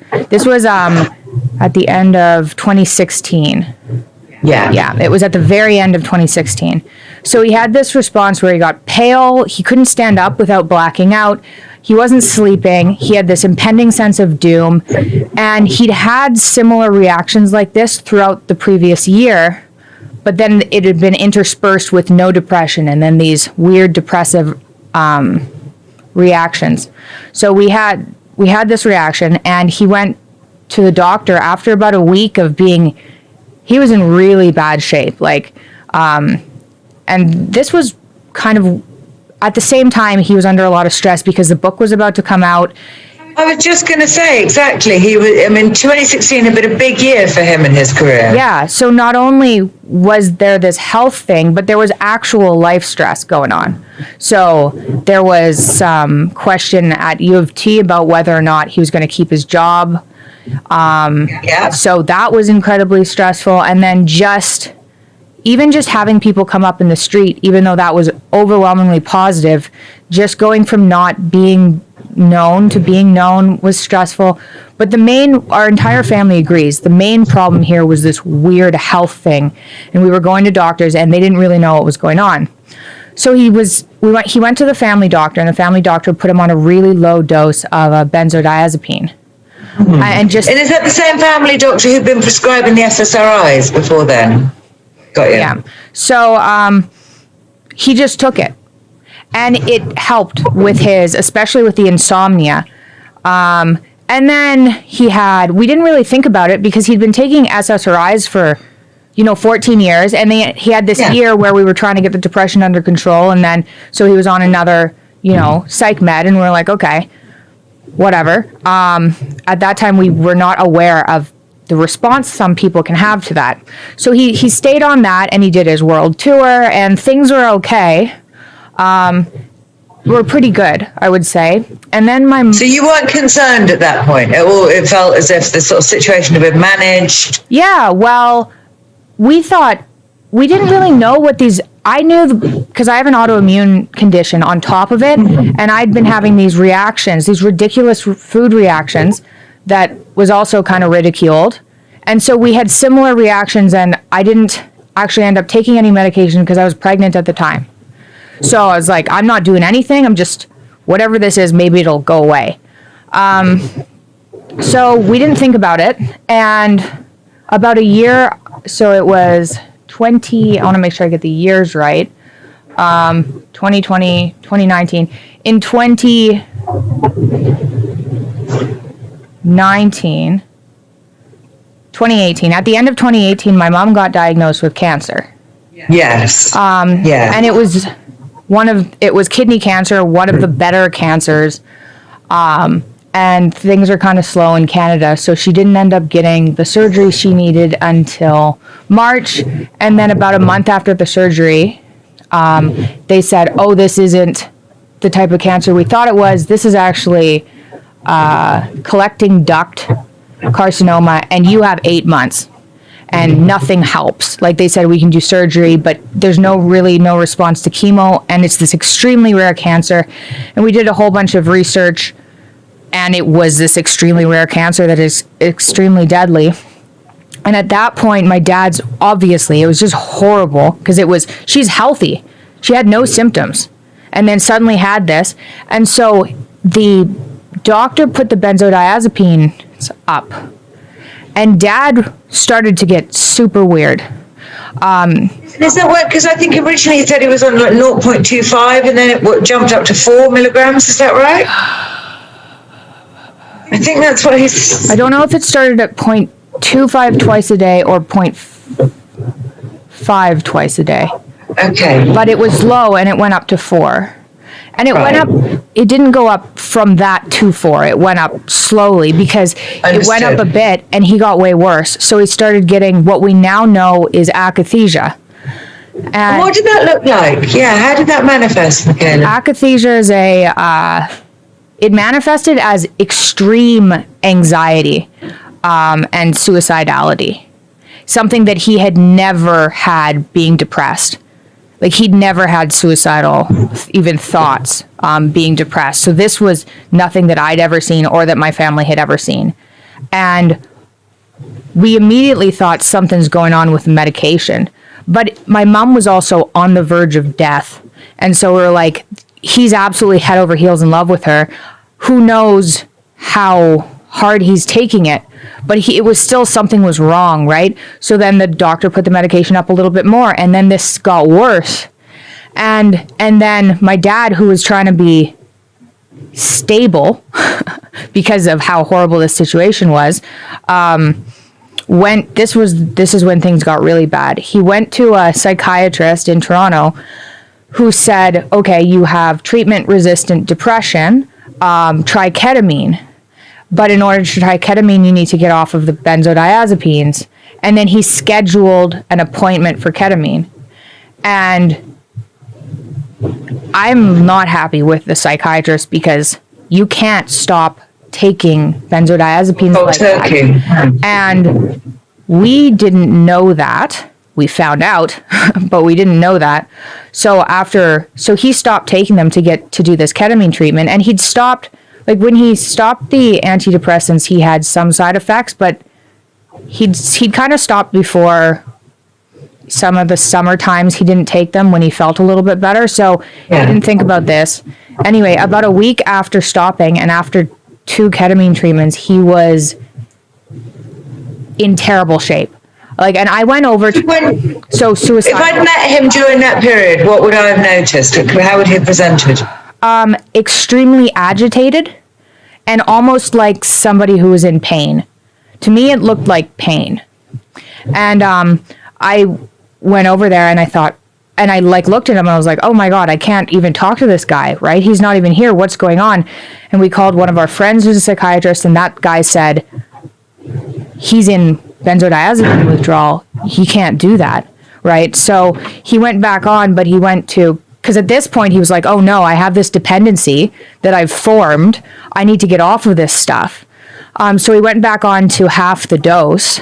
And then it turned out he was just in withdrawal because you have to, it's crazy. Some people have to titrate down by using drops of this medication, which isn't something a lot of doctors know. So when you're put on the medication, they're not going to say, by the way, to get off of this, you might need to cut your pill into slivers. Right? So anyway, so then he was put on more mood stabilizers, and his akathisia, which is actually a fairly common side effect to psych meds, his akathisia got way worse.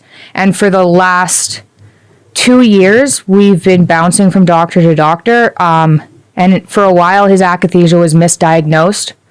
So it took until August this summer to actually diagnose him with akathisia, which is a side effect of a medication. But he was bounced from, bipolar, depression. One person diagnosed him with schizophrenia. And it was like, he's in pain because of these medications. So he went to, this is in the news too, we made kind of a family decision. It was like, these medications are harming you. You need to get off of them. But you can't seem to without this horrible withdrawal and worsening akathisia. So rehab. So he went to rehab in the States, and that was on the Eastern Seaboard, is that right? Seaboard, yeah. It was terrible. He ended up there for, I believe he was there September until November Oh my goodness, he was there for 2 months. A month and a half. Yeah. Oh, I see. Right. Okay. Yeah, or 2 months. Definitely September till November 2019, and he ended up on more medication coming out and in worse shape. And so he went home and tried titrating down again, and again ended up in this akathisia was so bad. Akathisia makes people suicidal. It's this crawling feeling that's so bad. You can see people on YouTube try to describe it. It's a crawling sensation that makes you not want to stop moving. And so it's commonly misdiagnosed as schizophrenia because they don't know what it is. And in order to treat schizophrenia, you get put on psych meds, and that causes worsening akathisia. So he was in a hospital in Toronto. He got back from the first rehab center, and then his akathisia got worse when he tried to get off these medications. Plus, they had added in 2 more, so he was in worse shape. So we hospitalized him because we were worried about his safety. When you were worried that he would injure himself, that he would hurt himself. And he was worried, right? Like, really? Oh yeah, it was really bad. And this isn't him, right? He's never had that kind of tendency, not even in the least. So we're like, this is really bad. So he was hospitalized here in a public hospital, and they diagnosed him with schizophrenia and doubled some of the medications. And so my family was there, and at this point my grandparents had flown over, my uncle had flown over, and we were going, the medications are making him sick, get him off of them. How do we get him off of them?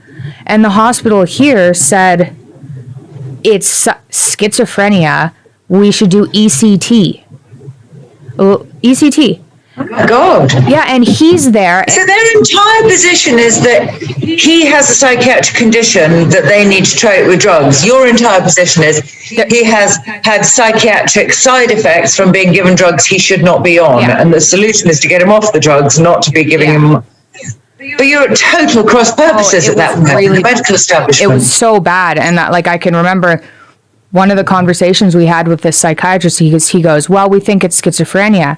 And I was like, these symptoms didn't even start until he started the medications, okay? So you're telling me like a mid-50-year-old man with no previous symptoms of schizophrenia suddenly gets schizophrenia, which generally happens late teens for men.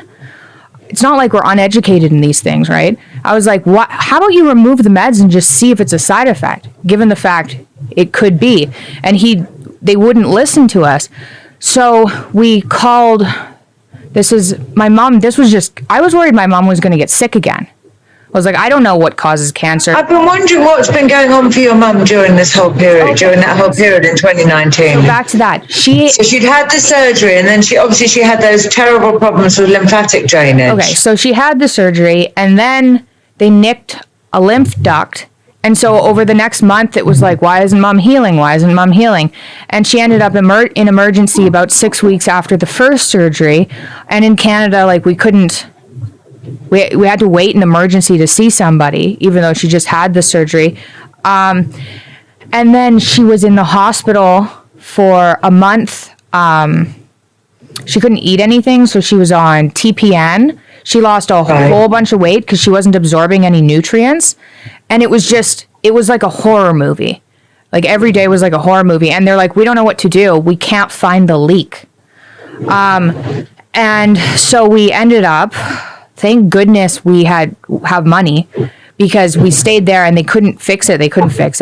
And we ended up flying down to the States. And then they did a surgery where they went in to try and find the leak, and they couldn't find it. So they injected this poppy seed dye that sometimes works, and it sealed the leak. And then she recovered in not psychologically, because it was traumatizing, but she recovered in days as soon as the leak stopped.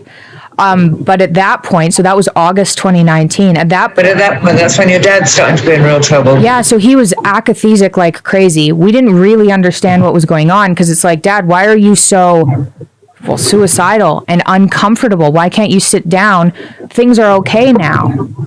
And it was because Do you mean he would literally be unable to just sit in an armchair and with a glass in his hand and just have a kind of conversation where he's just sort of sitting still and focusing? Yeah.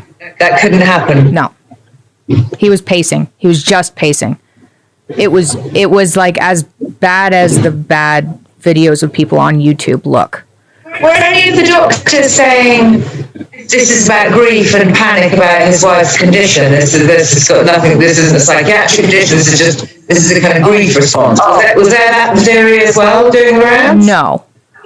No, it was really like they were looking back on the 14 years of antidepressants and saying this is a reemergence of depression, exacerbated by the stress.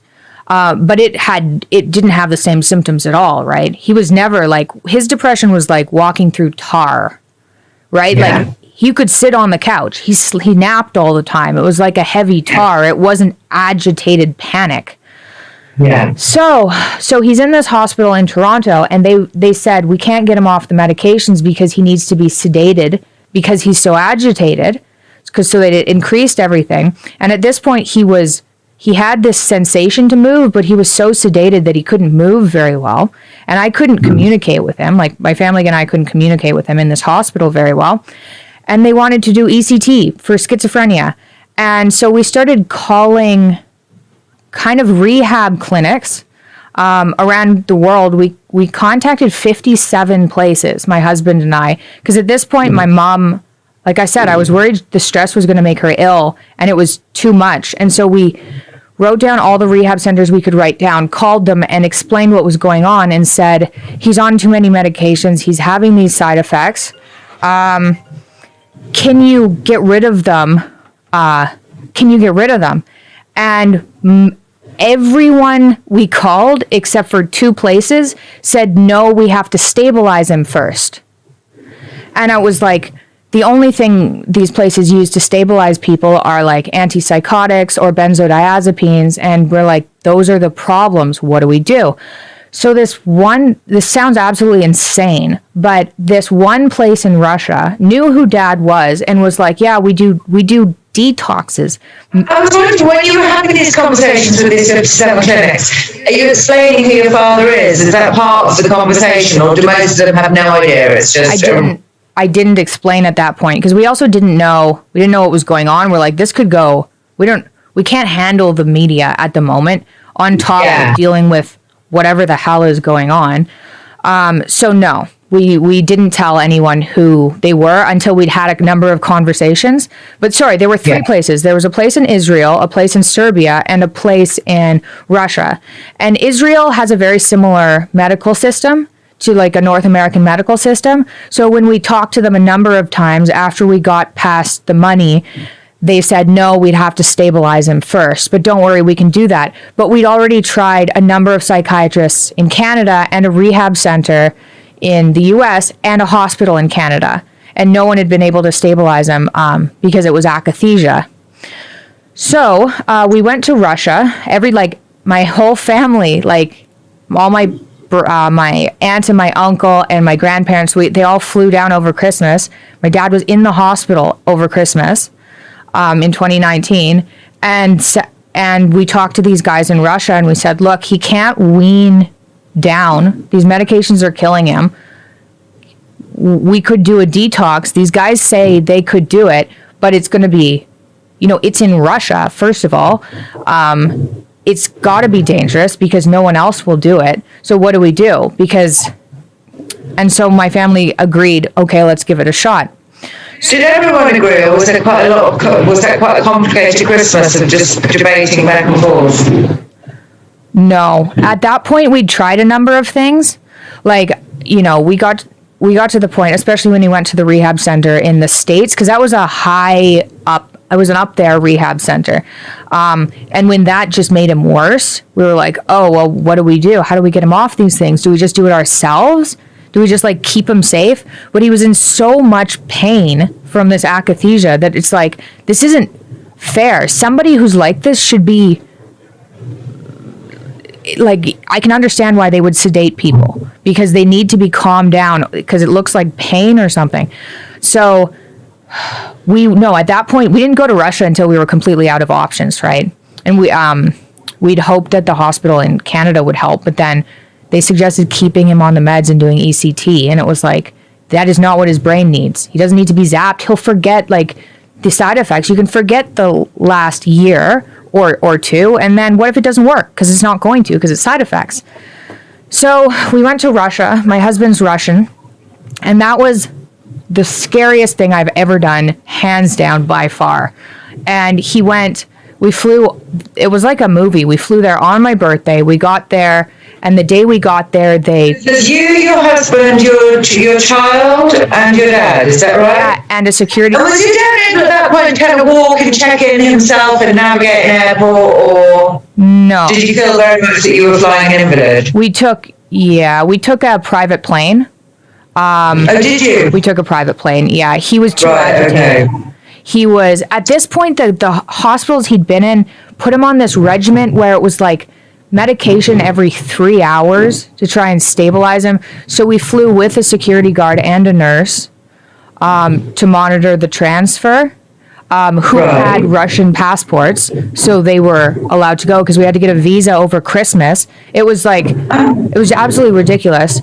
So we get to Russia, and they bring us to this pretty nice hospital where they do detoxes for people on drugs, and most of them are opiate detoxes.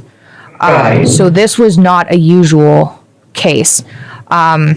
And they do, I guess, at least in Eastern Europe, the sedated detoxes are much more common than they are here.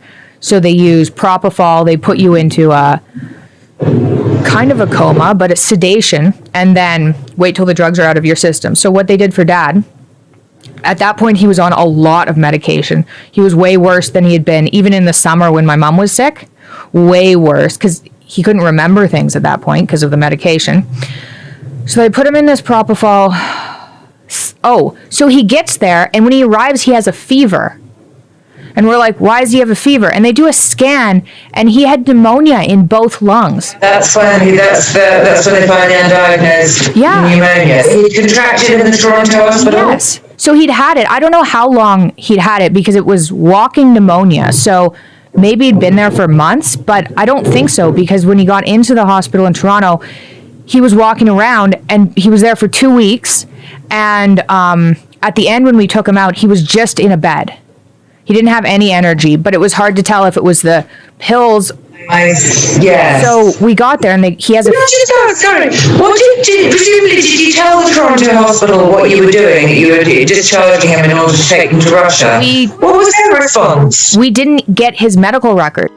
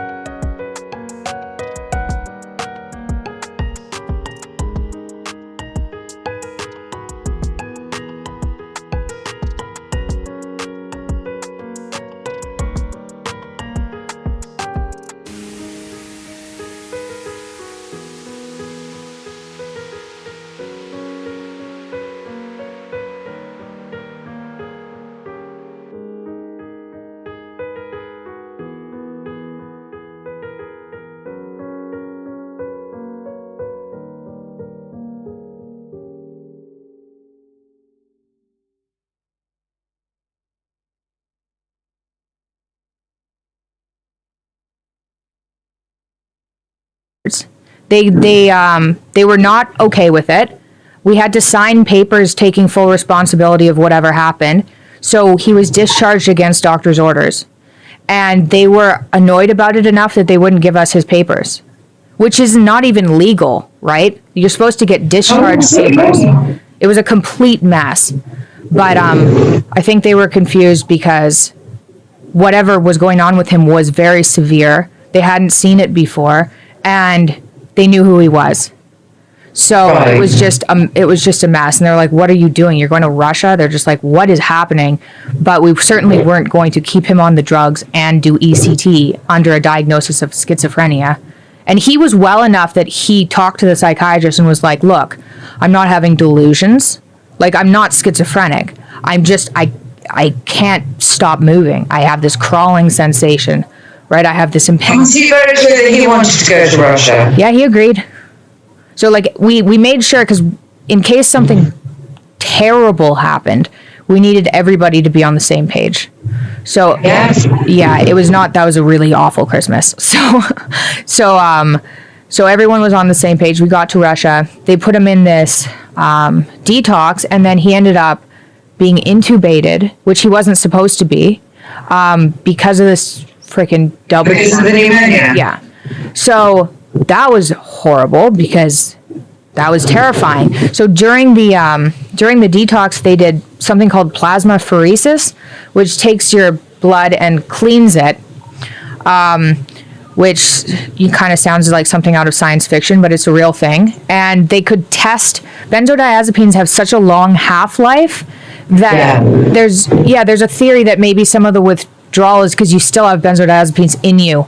Yeah. So the plasmapheresis got rid of everything. And when we got there, the Russian doctors, who I couldn't communicate with, which was terrifying, but my husband... So was everything being done by your husband at that point? Yeah, so my husband to me. Yeah. But that was awful too. I was like, how fast can I learn Russian? But it's difficult.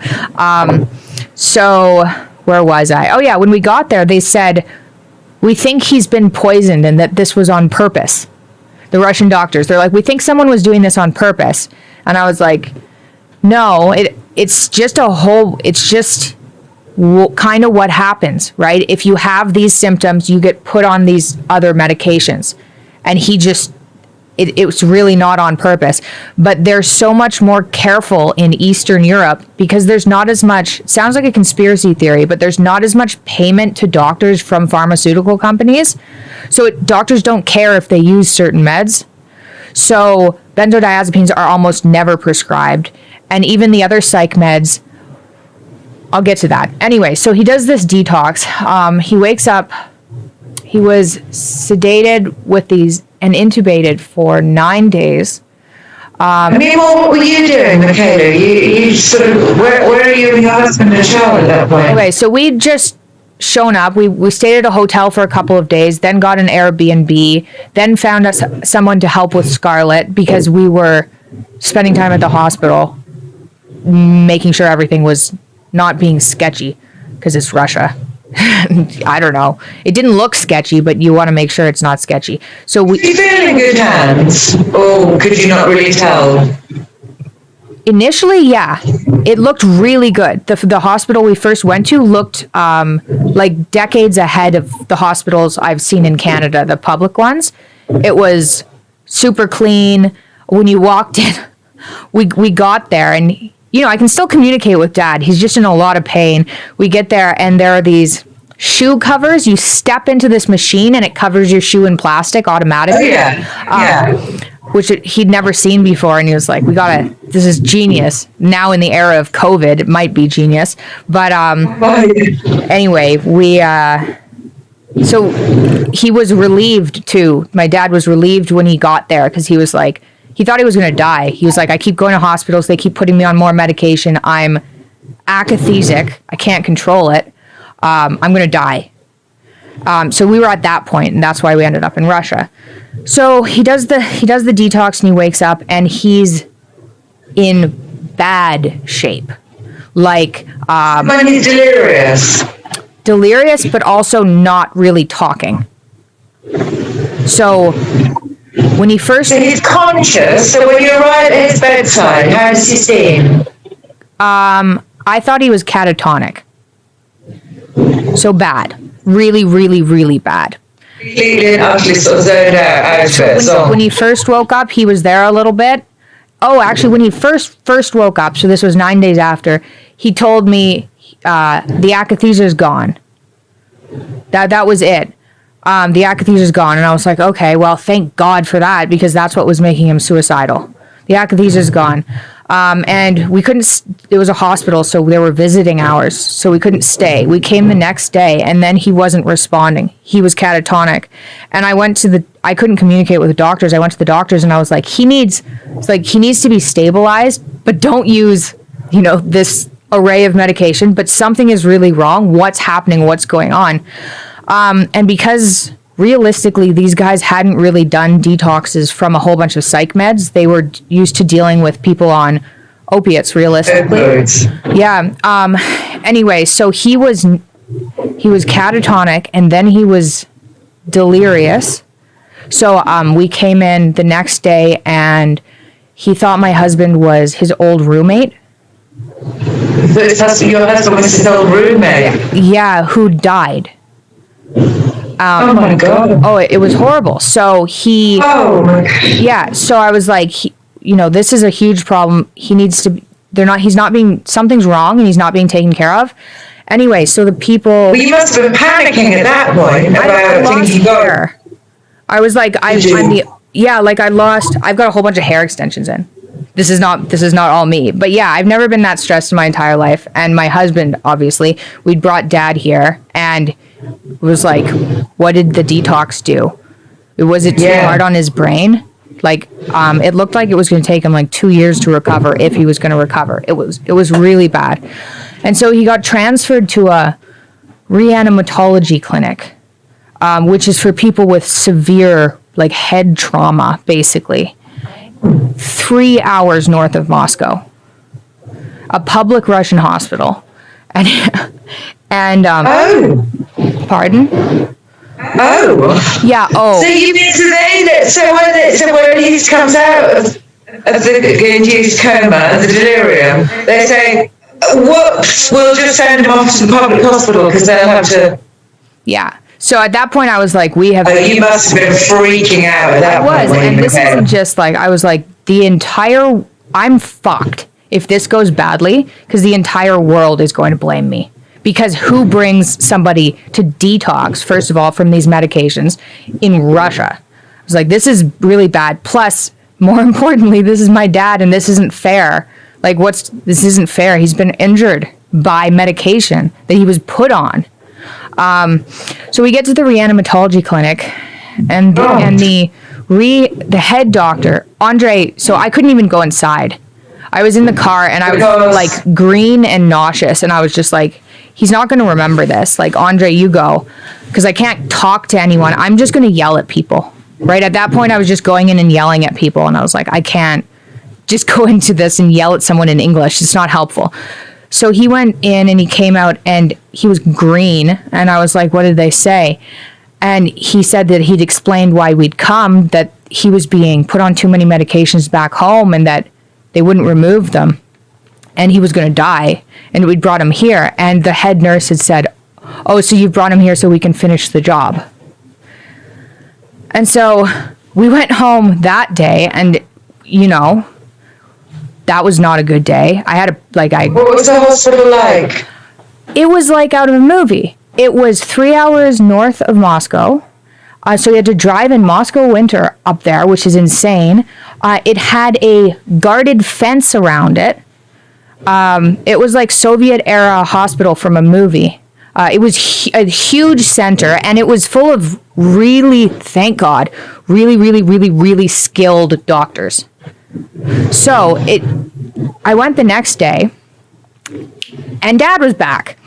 Whatever they had done had just... So I got there, and he hadn't been moving, right? He sits up, and he looks at me, and he goes, you are in so much trouble. And I was like, Dad! Dad! And he was really confused by that response, because he's like, I'm just mad at you, and you're just like happy to see me. And so we explained, because he was still pretty out of it, we explained, he couldn't even remember getting on the plane. He couldn't remember getting on the plane to go to Russia. So I remember the entire hospital in Toronto. Wow. Yeah, so he went from like early December to waking up in a Russian hospital.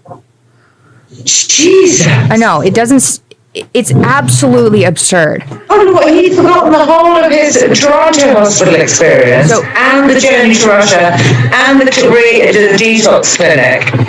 So he's lost everything. Like a month and a half. Yeah. A month and a half. Yeah. And I think that was because, he was akathesic at the beginning of December. Hold on, I'm just going to close this door.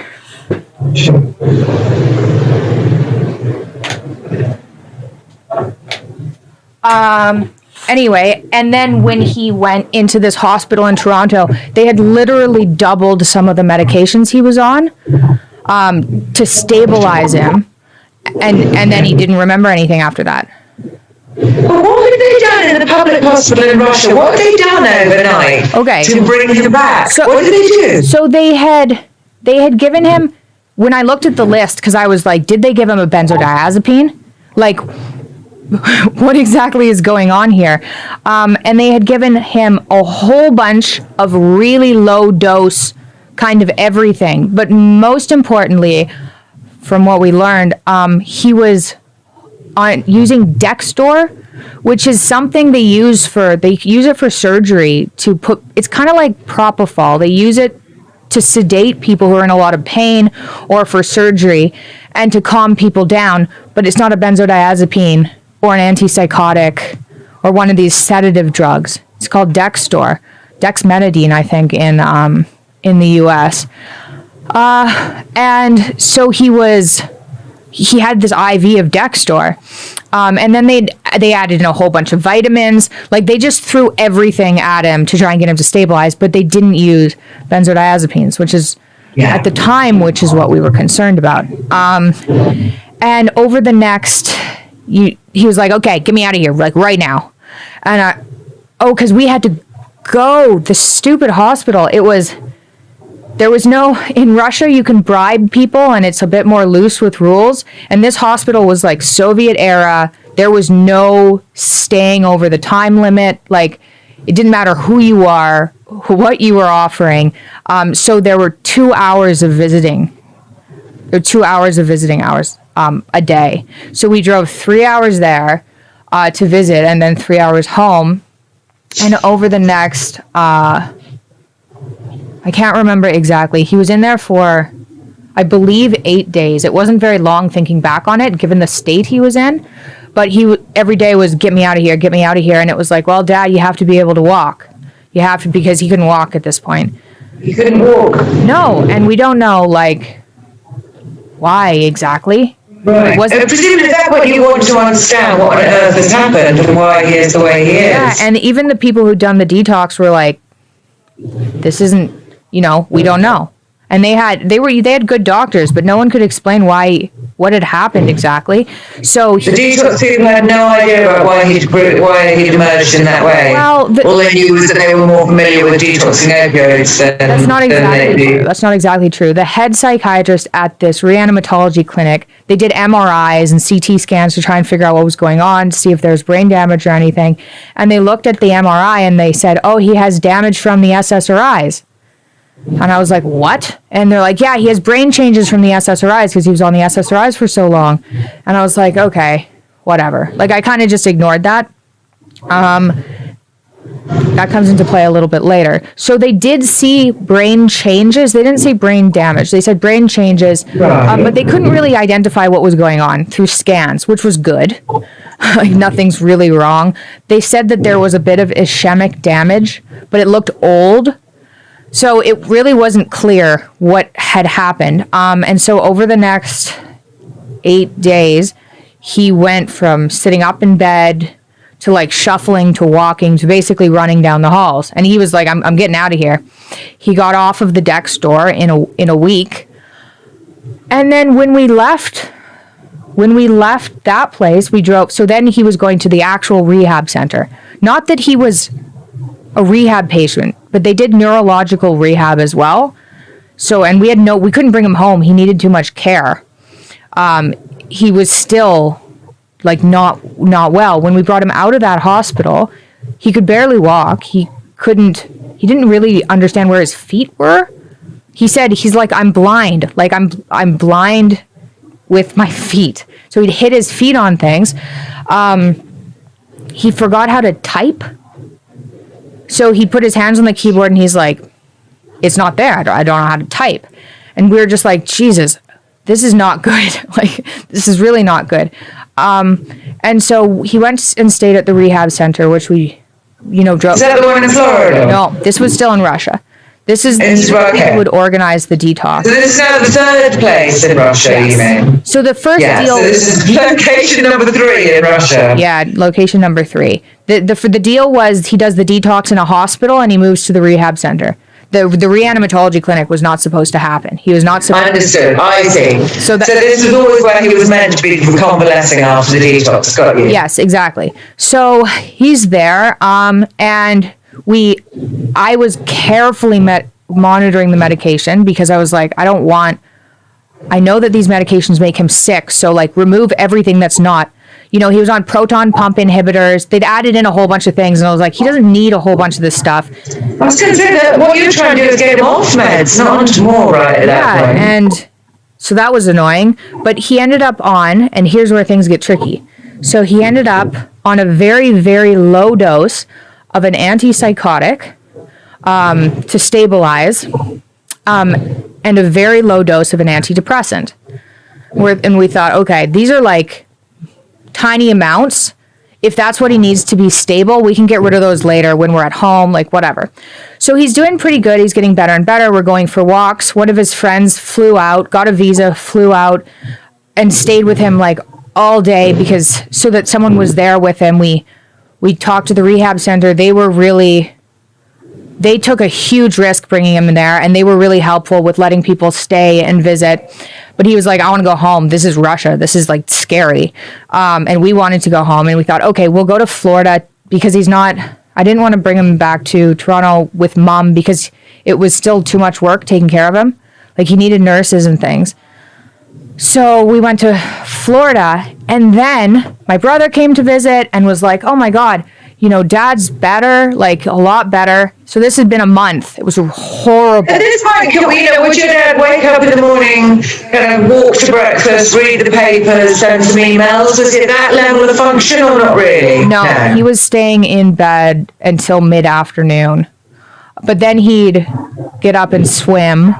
He was barbecuing, right? So, but he was like kind of quieter than normal and a little bit slower than he should be. Slower and more muted. Yeah, right. and muted. Yeah, and I was like, okay, well, I'm more comfortable that he'll recover now, but something's a bit off. So we're there for a week and a half, and the akathisia comes back. And we're like, oh God, it was so awful. He called me and he's like, this akathisia is back. I'm suicidal again. And it was just like, what is going on? So we thought it was after all that. Yeah. After all that. Yeah. And it was like, why? It was gone. It was gone 9 days after all the medications left. Like, it just started to, like, what's going on? And I thought, it's the medications. It's got to be the medications. Even a very low dose antidepressant and antipsychotic, yeah. But we were also getting information from doctors that this could be like protracted benzodiazepine withdrawal that just popped up now. So really? Yeah. It wasn't. It turns out it was akathisia from the medication. But we didn't know that. And so at that point, we're like, well, what do we do? We've already called at the hospitals in the U.S., and if we bring him there when he's akathisic, they're going to put him on meds. They've straight up told us that. It's like, we're not going back to Russia. Thanks. I was like, what do we do now? So we thought maybe it'll just go away. Maybe this is protracted benzodiazepine withdrawal and it'll just go away. So we stayed with him. My grandparents came down, and we stayed with him and for months, and the akathisia got worse. And it got worse. And cognitively, he was getting clearer, but he was in a lot of pain. So numbness on his left side, this inability to sit down and lay down, this urge to walk around, and this suicidality from this crawling sensation. And super, super low blood pressure. So whenever he stand up, he'd black out. Right. Anyway, so we contacted that clinic in Serbia. Oh, one of the doctors from Serbia had flown out when Dad was in the reanimatology clinic because we had wanted a second opinion. We're like, what are these people doing? We need someone who knows what they're doing here just to check on them. And he'd come and he came. This actually made us feel way better. He came and said, "This is good. He's doing well."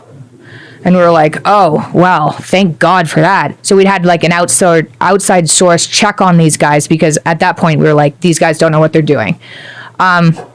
Anyway, so we were in contact with the Serbian clinic, and this was like top of the world private hospital where a lot of people from the Middle East go to. Excuse me a second, my dog just got shush. Sorry, she's just going nuts. Sorry, carry on. Okay. So we talked to this doctor, and he said, you should come to this neuro rehab clinic. We deal with this stuff. I've dealt with this stuff before. I've dealt with benzo withdrawal. And his akathisia, he didn't go off of these medications because, well, they were such a small amount. Nobody knew that they could cause such severe responses.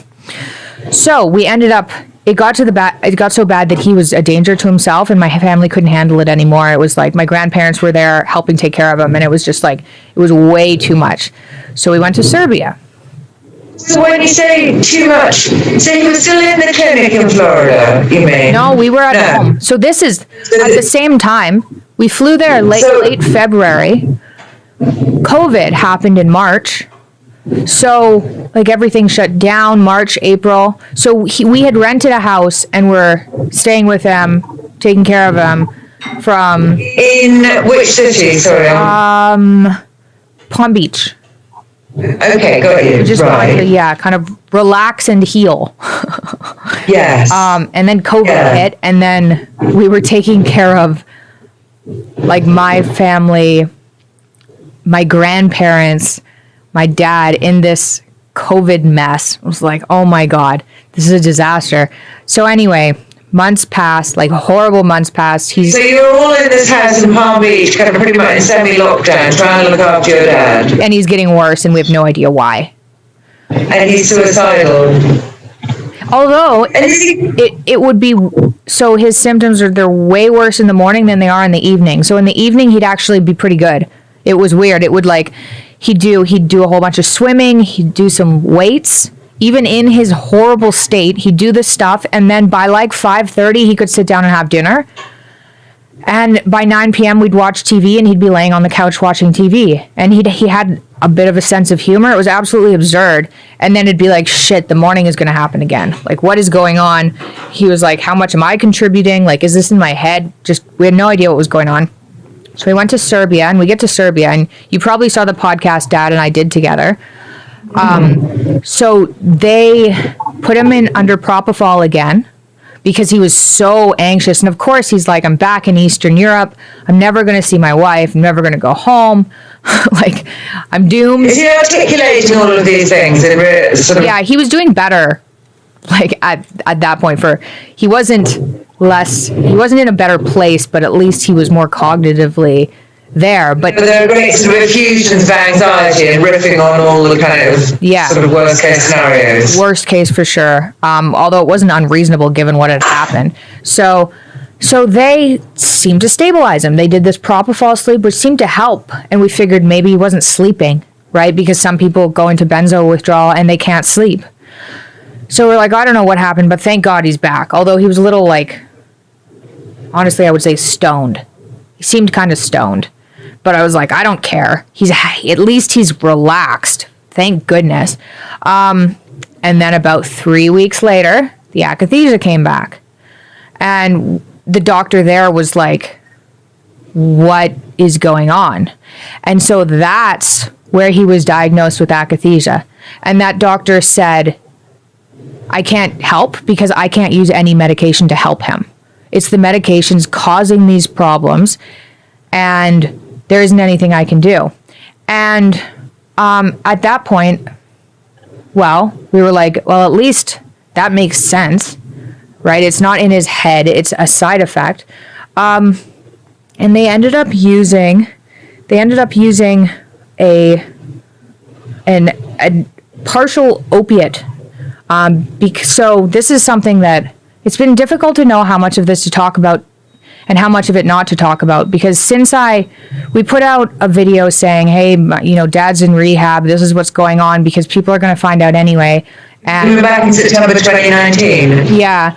That was September 2019. Yeah. And because we've always been pretty honest about what's going on, and it was like, he's writing these self-help books. He's having a hard time. Like, we can't, it's worse if we kind of keep that hidden. So and it was so much to bear that keeping people updated when he just disappeared was ideal. But the problem with that is I've had probably 3,000 people email me asking how dad's got his akathisia under control, because there are people who are suicidal, living daily with akathisia, being treated with psych meds, and that are probably worsening the symptoms because akathisia is just so poorly understood.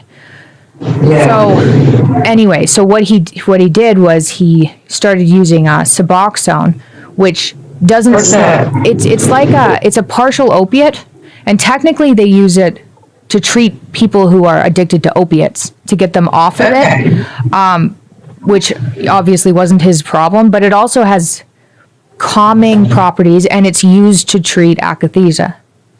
Okay. Yeah, so there are studies online too. If you find someone who really knows what they're doing, they can safely use opiates to treat akathisia, because you can't use any other sedating drugs. Like, any of the psych meds can trigger it. SSRIs, SNRIs, antipsychotics really, really can. Benzodiazepines. Which is what you've been prescribed. Like he tried all of them. So the Serbian clinic had tried everything. It was insane. They tried everything because they had stabilized him initially, but it turns out akathisia is a little bit more complicated.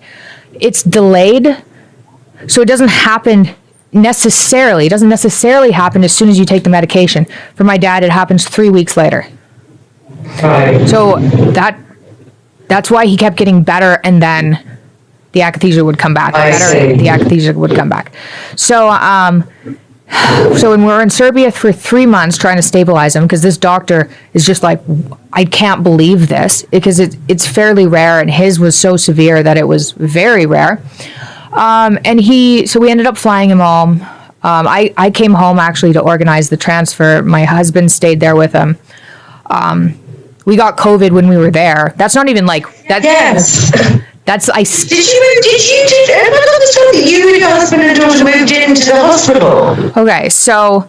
And then caught it in the hospital. Is that correct? Or have I got that wrong? I don't know where we caught it from, but so when we got to Serbia is interesting. It was completely open. So going from the States to Serbia was like, whoa. And the government had said there are no COVID cases there. I remember when Serbia had that sort of golden zone, yeah. And we were so not, like, because my dad we weren't concerned. COVID was like least on our list of problems. So anyway, then elections happened.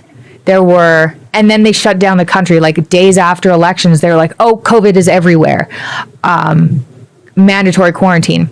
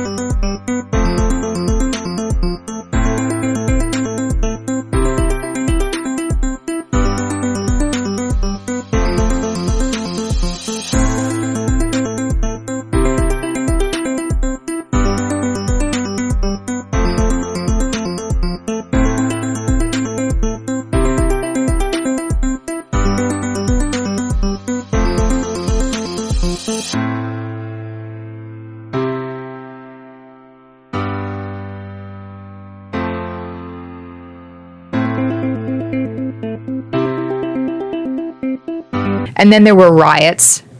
My nanny at that point got hit on the outskirt of a crowd with tear gas because of the riots, because people were like, hey, you said there was no COVID and now it's everywhere, and you just like, their elections are a little off. So we all, it was either quarantine at home and not see dad at all, or quarantine in the hospital. Yeah. And at this point, yeah. So I was like, no freaking way are we doing that. So we stayed in a room in the hospital, and 11 days into quarantine, my daughter probably was the first one to get symptoms. She just had an upset stomach. And then my nanny had an upset stomach. And then I had an upset stomach, but it was like, whatever. It's like an upset stomach. It's not that bad. So quarantine was over. This is 14 days. We moved back home. And as soon as we got home, the hospital is like, we tested him because they're testing all the time. Jordan has COVID. And we're still all sick, right? But we're like, no frickin' way. Like, are you kidding me? So we all got COVID, including my nanny. Everyone at the hospital got COVID. Igor, the head guy of the hospital, he'd already had COVID. Like a lot of people had antibodies already there. And then they treated dad preemptively. So you can take, like, some of the protocols involve antibiotics and steroids preemptively, which I wasn't a huge fan of because my dad doesn't react well to medication. And I was like, why don't you wait for the symptoms before you put him on medication, because he doesn't react well. So they ended up so we weren't allowed to go visit him because he was we weren't allowed to go visit him for 5 days. And I got there and he was in the worst shape. He was so agitated, it was hard to believe. And sort of give an example of how that would. Do you mean he was sort of physically agitated, sort of facially agitated? Do you mean when he was talking, he was facial moaning? Like, the easiest way, honestly, there are videos of people with akathisia on YouTube. It looks like that. So it was bad, and everyone in the hospital was freaked out. And I was like, because he was way worse than he was a week ago. And I was like, oh my God, are they using fluoroquinolones? Because at this point, I've read so much on this stuff. It's absolutely absurd. And I know that there's a class of antibiotics that you're not supposed to give to people who are in benzo withdrawal, because it's called fluoroquinolones. And I was like, please let them not be using fluoroquinolones. Turns out they were using fluoroquinolones, and the interaction is not very well known. It's just absurd that these things kept happening. They don't use fluoroquinolones as much in the States because they have side effects. People can get poisoned from them. They're just a intense class of antibiotics. So turns out he was on fluoroquinolones, and I flipped and was like, we're pulling him out now, even though it wasn't safe because he was akathisic. It's like, we're pulling him out now unless you stop the fluoroquinolones now. And Andre talked to the head doctor, who was also really stressed out at this point because it's like, what am I doing wrong? I've tried everything. And he was a really good guy. He's probably the best doctor I've met. But he was super stressed out. He was pissed off being questioned. But he did drop the fluoroquinolones, and dad got a lot better really quickly. So, so this was after we'd recorded this freaking podcast being like, hey, I'm stably doing better, and then got COVID and akathisia, and I was like, oh my God, this again. So anyway, after that, he was put on Suboxone. The Suboxone helped a lot with the akathisia, but it was still kind of there. We go home. So it was September. So he's home finally. We'd left in January. It's September. We hadn't been home for 9 months. Yeah. He's home. So he hasn't seen your mom in 9 months. Mom came to Florida to visit. Okay. And then went home. And we're trying to keep her stress levels very low because of how sick she was. It was just like, he didn't want, it was better for her to not see this. So she came to visit in Florida, and she also came, this was really hard on dad. This was really hard on everybody. She came to Serbia, and literally the day after she arrived, they locked everything down. And the head of the hospital said, we're going into quarantine and you should go home because you've had cancer. You're at a higher risk. You should go home. And I was so angry because I was like, Dad was so looking forward to seeing her. And then it was like, you got to go home. 2 days. But we did end up getting COVID and she didn't. So he was probably right about that, to be honest. At the time, it didn't feel good, but we did end up getting COVID and she didn't. So, so anyway, we get home and he's still not in good shape. He's waking up late. He's akathisic. So it's the pacing, the uncomfortable crawling sensation. So he's still in discomfort and he's pacing and he's agitated. Yeah, numbness, burning sensations, like really bad neurological stuff. This is 9 months after you did the detox now. Yeah. So he goes to a psychiatrist and the psychiatrist puts him on an antipsychotic. And I go, my husband and I had a fit, right? We were like, we have seen this happen a whole bunch of times. He was diagnosed with akathisia. In 3 weeks, we're going to be totally fucked. And people, because they hadn't, because everyone was completely stressed out and people here hadn't seen what was going on, they were kind of like, just take a break, guys. You need to take a break, which was true because I was just thinking, you've now done that. You've been in full kind of medical mode for the best part of a year at that point, haven't you? Yeah.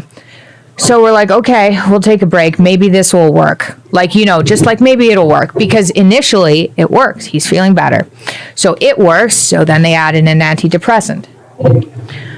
3 weeks later, it was so bad again. It was like 12 hours of akathisia. So Andre and I got involved again and said, that psychiatrist is fired. Oh, first what happened is we called our family doctor and said, he's akathisic again. The psychiatrist isn't listening. He's treating him for bipolar. It's making the akathisia worse. Can we have a referral to another psychiatrist? And our doctor said, no, just like leave it alone. Just let them do it.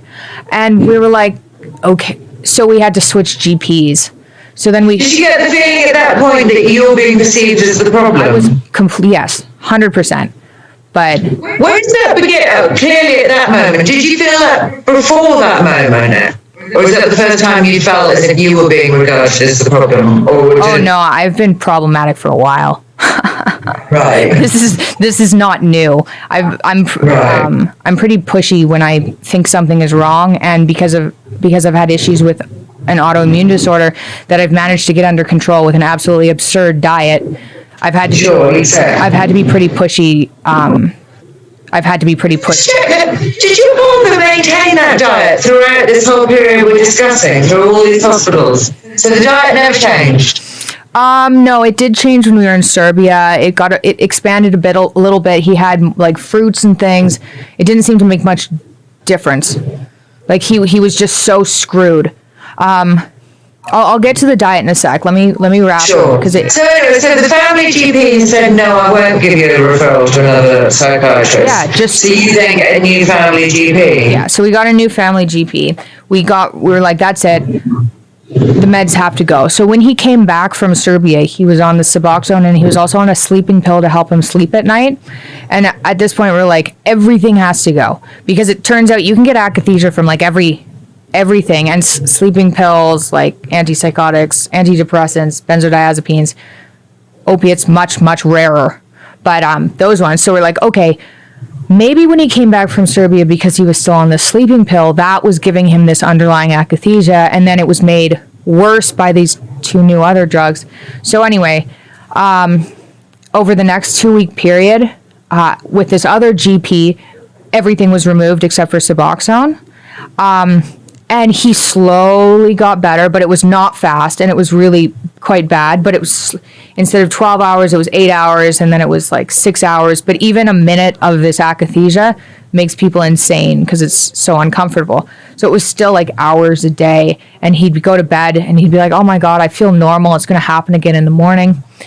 So at that point, I went on this rampage, and I contacted. I'd done this before, but I did a new search now that I knew that we were looking for akathisia to try and find akathisia experts. And I found one in Vancouver and in the UK. So all the way up until this point, when it was diagnosed and said it was akathisia, what were you calling it before then? Benzodiazepine withdrawal.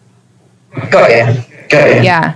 So akathisia because of benzodiazepine withdrawal, not akathisia because of psych meds, which is what it was.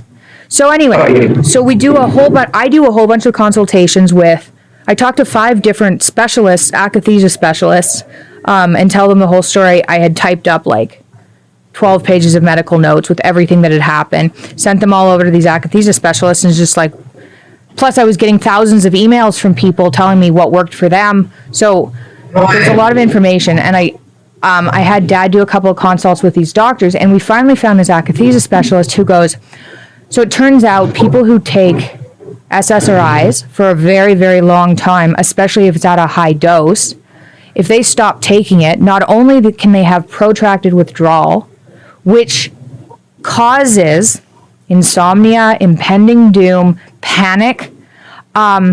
People usually treat that by going sugar-free and low carb because they're so sensitive, their brain is so sensitive that it reacts to chemicals, light, smell, and high carbs like sugar. And so we thought, okay, maybe that's why when we went low carb, because we were eating meat, right? Because everything else was causing this horrible impending doom. I was like, maybe that was SSRI withdrawal. And so this psychiatrist said, yeah, that's from the SSRI withdrawal. And the interesting thing is, I had that similar. So I went on this meat diet, and I stopped taking SSRIs that I've been taking for 11 years. And I had these reactions with carbs that were just absolutely horribly absurd. And they don't happen anymore. So I still have an autoimmune disorder that I have to deal with, but these impending doom insomnia reactions stopped happening. And a lot of people I've talked to who do this meat diet are getting off of meds. And so I think it must have something to do with that. And according to this psychiatrist, you can go on a low-carb diet to help ameliorate some of these psych side effects. So apparently people who are on SSRIs for a long time, if they start up again on a benzodiazepine or an antipsychotic, they're way more likely to get akathisia than the general public. I see. So he looked at the case and he said, yeah, he took those for 14 years. He went off, and then when he went back on, they caused going up and everything caused akathisia. And he was on psych meds for the whole year. So that's the akathisia. And what you have to do, he's like, the opiates help. So just stay on that, get off of everything else and wait.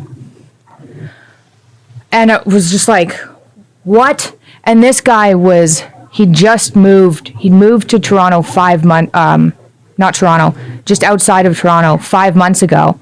So he's just new here. I think he's from Australia. And he's like one of the top akathisia specialists in the world. And he explained everything. And so now Dad is, once all the antipsychotic stuff were gone, and he's mad at the akathisia's lifted. He hasn't been akathisic now for a number of weeks, which is the first time that's happened. He's only on Suboxone. He's cut it down in half, right? So it's going away. He only needed it because of this akathisia covering the symptoms. And so it's over now. Like he's anxious. He's very prone to stress. He's got PTSD 100% from the last number of years. But we know that the akathisia is caused by any medication, basically, that's a psych med. And it's gone now. But holy shit, that was a bad year. So we had Christmas this year, and he opened all his gifts from last Christmas. It's been like, it was just absurd. We're just like, how the hell did that happen? But we have a great GP now who completely understands what's going on, who actually knew about akathisia. He was like, why was he put on an antipsychotic if he has akathisia? And I was like, I don't know. That's what I've been saying. So we've got a great GP, and he just released a podcast with Matthew McConaughey.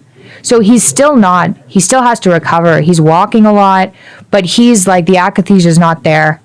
But he can get up in the morning. Yeah, he's getting up at 8. Then he's having a sauna. He's physically active. We found saunas. Okay, so when I talked to this psychiatrist and he said this SSRI withdrawal can have this impending doom panic, I was like, oh, I had that for like 2 years after I stopped SSRIs, but I had a baby and I was so convinced to control this without meds.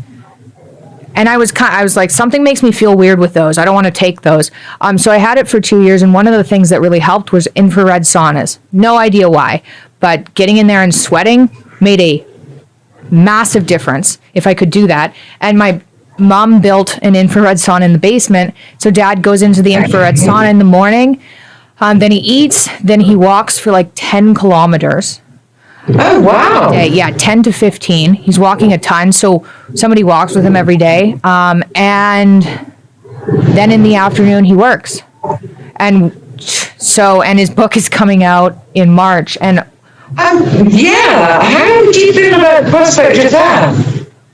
I think he's going to recover fully. I think from my experience, which was not like his, I never had, like, he had it so bad, the akathisia and stuff, but from my experience, it took a couple of years to recover from all the medication I was on. I think that he's... Were you tempted to delay the book coming out by a year? Yeah. Yeah, I mean, that's been a debate. Oh, yeah, like, I had a call with a publisher when we were in Russia. And at that point, my dad was like, I'm never getting better, just publish it. And I was like, am I going to have to, like, it's not even done. Like, what do we do? But he worked on it through this akathisia period. He worked on it and finished the book, edited it, did the audiobook. He did. Well, he was in Florida, in Serbia. So he was editing in Florida and Serbia. He'd finished I think he finished writing in Florida, editing in Serbia, and then he did the audiobook in December. Right when we solidified that this was akathisia caused by, it wasn't just caused by benzodiazepines, it was caused by anything. It was the SSRIs, yeah. So he's doing way better, but I mean, it's been hard on my family. Like, they were anxious about this interview because they're like, what's it going to cause? And we figured, because he has his book coming out in March, we don't want the questions surrounding the book release to be all health focused. The logic of doing it this way makes complete sense. Yeah, then you've got to play around with it, actually focusing on book. Yeah, and at least there's been like hints of, there was a podcast and things, so people are kind of up to date. But we figured. What kind of feedback have you had online? Like horribly negative. Horribly what? Negative. Like really? Yeah, it's been pretty hard on me. Because go on, tell me, Michaela. We went to Russia, and it was like, you brought, I get a lot of people being like, you're killing your dad with your diet, and you're killing your dad, bringing him to Russia. It's trolls, but it was really hard, especially when I was like in Russia, being like, so they were all attacking you for being in Russia, for taking him to Russia? Yeah, because they didn't understand, right? And they didn't know, we tried a whole bunch of hospitals. We called 57 of them, right? We went to one of the top rehab centers in the States. We went to a hospital in Canada. Like, they were just like, you just brought him to Russia, which, like, yeah, I get it. And then people don't care if you're removed, but it's been hard. So part of the reason, it's been really hard. And of course, there's a lot of support too. Which, like, Jordan's back, like, thanks for the help there. But you always see the negative more. And it's pretty easy to make it a negative story because I already have this weird, you only eat meat diet. Although I was really using that to treat serious health problems. And so is Dad. It's not like I force feed him, right? It's up to him what he does. But it's an easy story to twist because it's like all meat diet, goes to Russia for a detox that you're not supposed to do on these medications. I get it, but it has been hard because of how stressful the year's been anyway. Unbelievably so. And is the whole family kind of been united about what the best thing to do is at each point? I imagine that feels optimistic. I mean, families are difficult. We're good now, but it's been hard throughout the whole thing because for part of it, we had certain family members that were like, it does look like an underlying problem. He was depressed. It is an underlying problem. And so there were times when it was just me being like, this is medication. There's are side effects. But then all the doctors are also saying it's an underlying problem. And you put any family under a whole bunch of stress and people snap. So now it's like things are so much better now. Everyone is like thankful and happy and just recovering because we are like weeks into finally figuring out what the issue was. If it had been as simple as benzodiazepine withdrawal, I think he would have been better in March. Exactly. But because they stabilized him on this, it was such a low dose too. Like nobody had any idea, including the doctors, and that these kind of small amounts can trigger such terrible symptoms with people. And then I've had so many people reach out. Mirtazapine is the other thing. So eventually, Suboxone and mirtazapine. And mirtazapine is a medication that's used to treat akathisia. There are a whole bunch of medications used to treat akathisia. All of them gave him akathisia, except for mirtazapine. So that's been like a godsend. Jesus. Yep. What about your mum's health, Michaela? What's her prognosis? Good. She's not getting like, after you have cancer, you have to get checked every 3 months and things. Yeah. Those are, I think, at 6 month points now. So good. And she's like, she's doing really, given what's happened and how traumatizing it's been, like she's doing really well. So, and my brother had a baby, like we've made it through and things are going to be really good. But it was a hell of a year. I wouldn't wish this akathisia on anybody. And part of the reason... Do you think your dad will make a full 100% recovery? Will be back to exactly as he was? I think he'll be doing better. Like, I think it's going to take him a little bit of time, but when he's not on any medication and he's recovered from the damage it's done, yeah, he's going to be on fire. I'm not concerned about that at all. He's anxious. When am I going to recover and all this stuff? But like, this is new. It's going to take a while, but I'm absolutely certain that he's going to be 120%. Extraordinary amount of responsibility, haven't you, Michaela, in terms of making judgment. I mean, you've been around the world for a whole year in very unlikely countries, but with a young family. But just on an emotional level, to be responsible for making these decisions, that must have been exhausting and a bit terrifying, wasn't it? Yeah, it was horrible. You don't have sort of medical training, so you're having to... That's a huge thing, isn't it, to take on? Yeah, because of my experience being ill, I've done a lot of research. But no, I don't have the training. I just know, like, there's this trust people have in doctors that I don't have, because doctors are just people, right? They make mistakes. There are things that they don't know. I don't trust. And from the reaction I've had to medications, the doctors have said that's not possible. And I've had it. I know it. So when I saw how hard it was on my mom, and I was like, my family didn't know what to do other than to leave him in the hospital for ECT. They didn't want to do that. They said no, but we don't know what to do. No to that, but we don't know what to do. We don't know where to go. Like, what are the options? And I thought, okay, I'm in a pretty good place. Like, I could handle this for a while. I'm completely burnt out now. And it was like worse. I was hoping it would be a smoother ride. I was hoping we'd go there, it would go easily, and we'd be back in 6 months or 3 months with Dad better. But like, turns out it took a year. But at least we're here. But yeah, it was stressful. I definitely do not recommend any of the last year. No, I can well imagine. It's an extraordinary tale, isn't it? Yeah, it's really I wrote it down, like I was keeping notes because I was just like, this is absolutely absurd. Yeah, it's an amazing tale. I'm just looking briefly at my notes to see if there's anything that I meant to ask you there. But I think that was incredibly comprehensive. Yeah. Yeah, I'm good. Okay. Well, Thank you. thank you. And yeah. Can you ask if, after I've interviewed your father tomorrow, if there's anything else that I said, oh God, I should have asked you this or that, would it be okay if I drop you an email? Yeah. And we can pick up anything that's unanswered. Yep, for sure. We're just looking to. Dad was hoping. I don't know what the article's going to be like. He's hoping it's not going to focus entirely on health. I said that I read the other stories, and some of them were pretty health focused. So we'll see what he says tomorrow, because he's trying to, get past this. But we thought if people understood what happened and the reasoning behind things, then we could just let it be. It's like, this happened. Don't do some of these things. And if you are on these medications, like especially psych meds, and you're akathesic, and you weren't before, maybe look at the meds, right?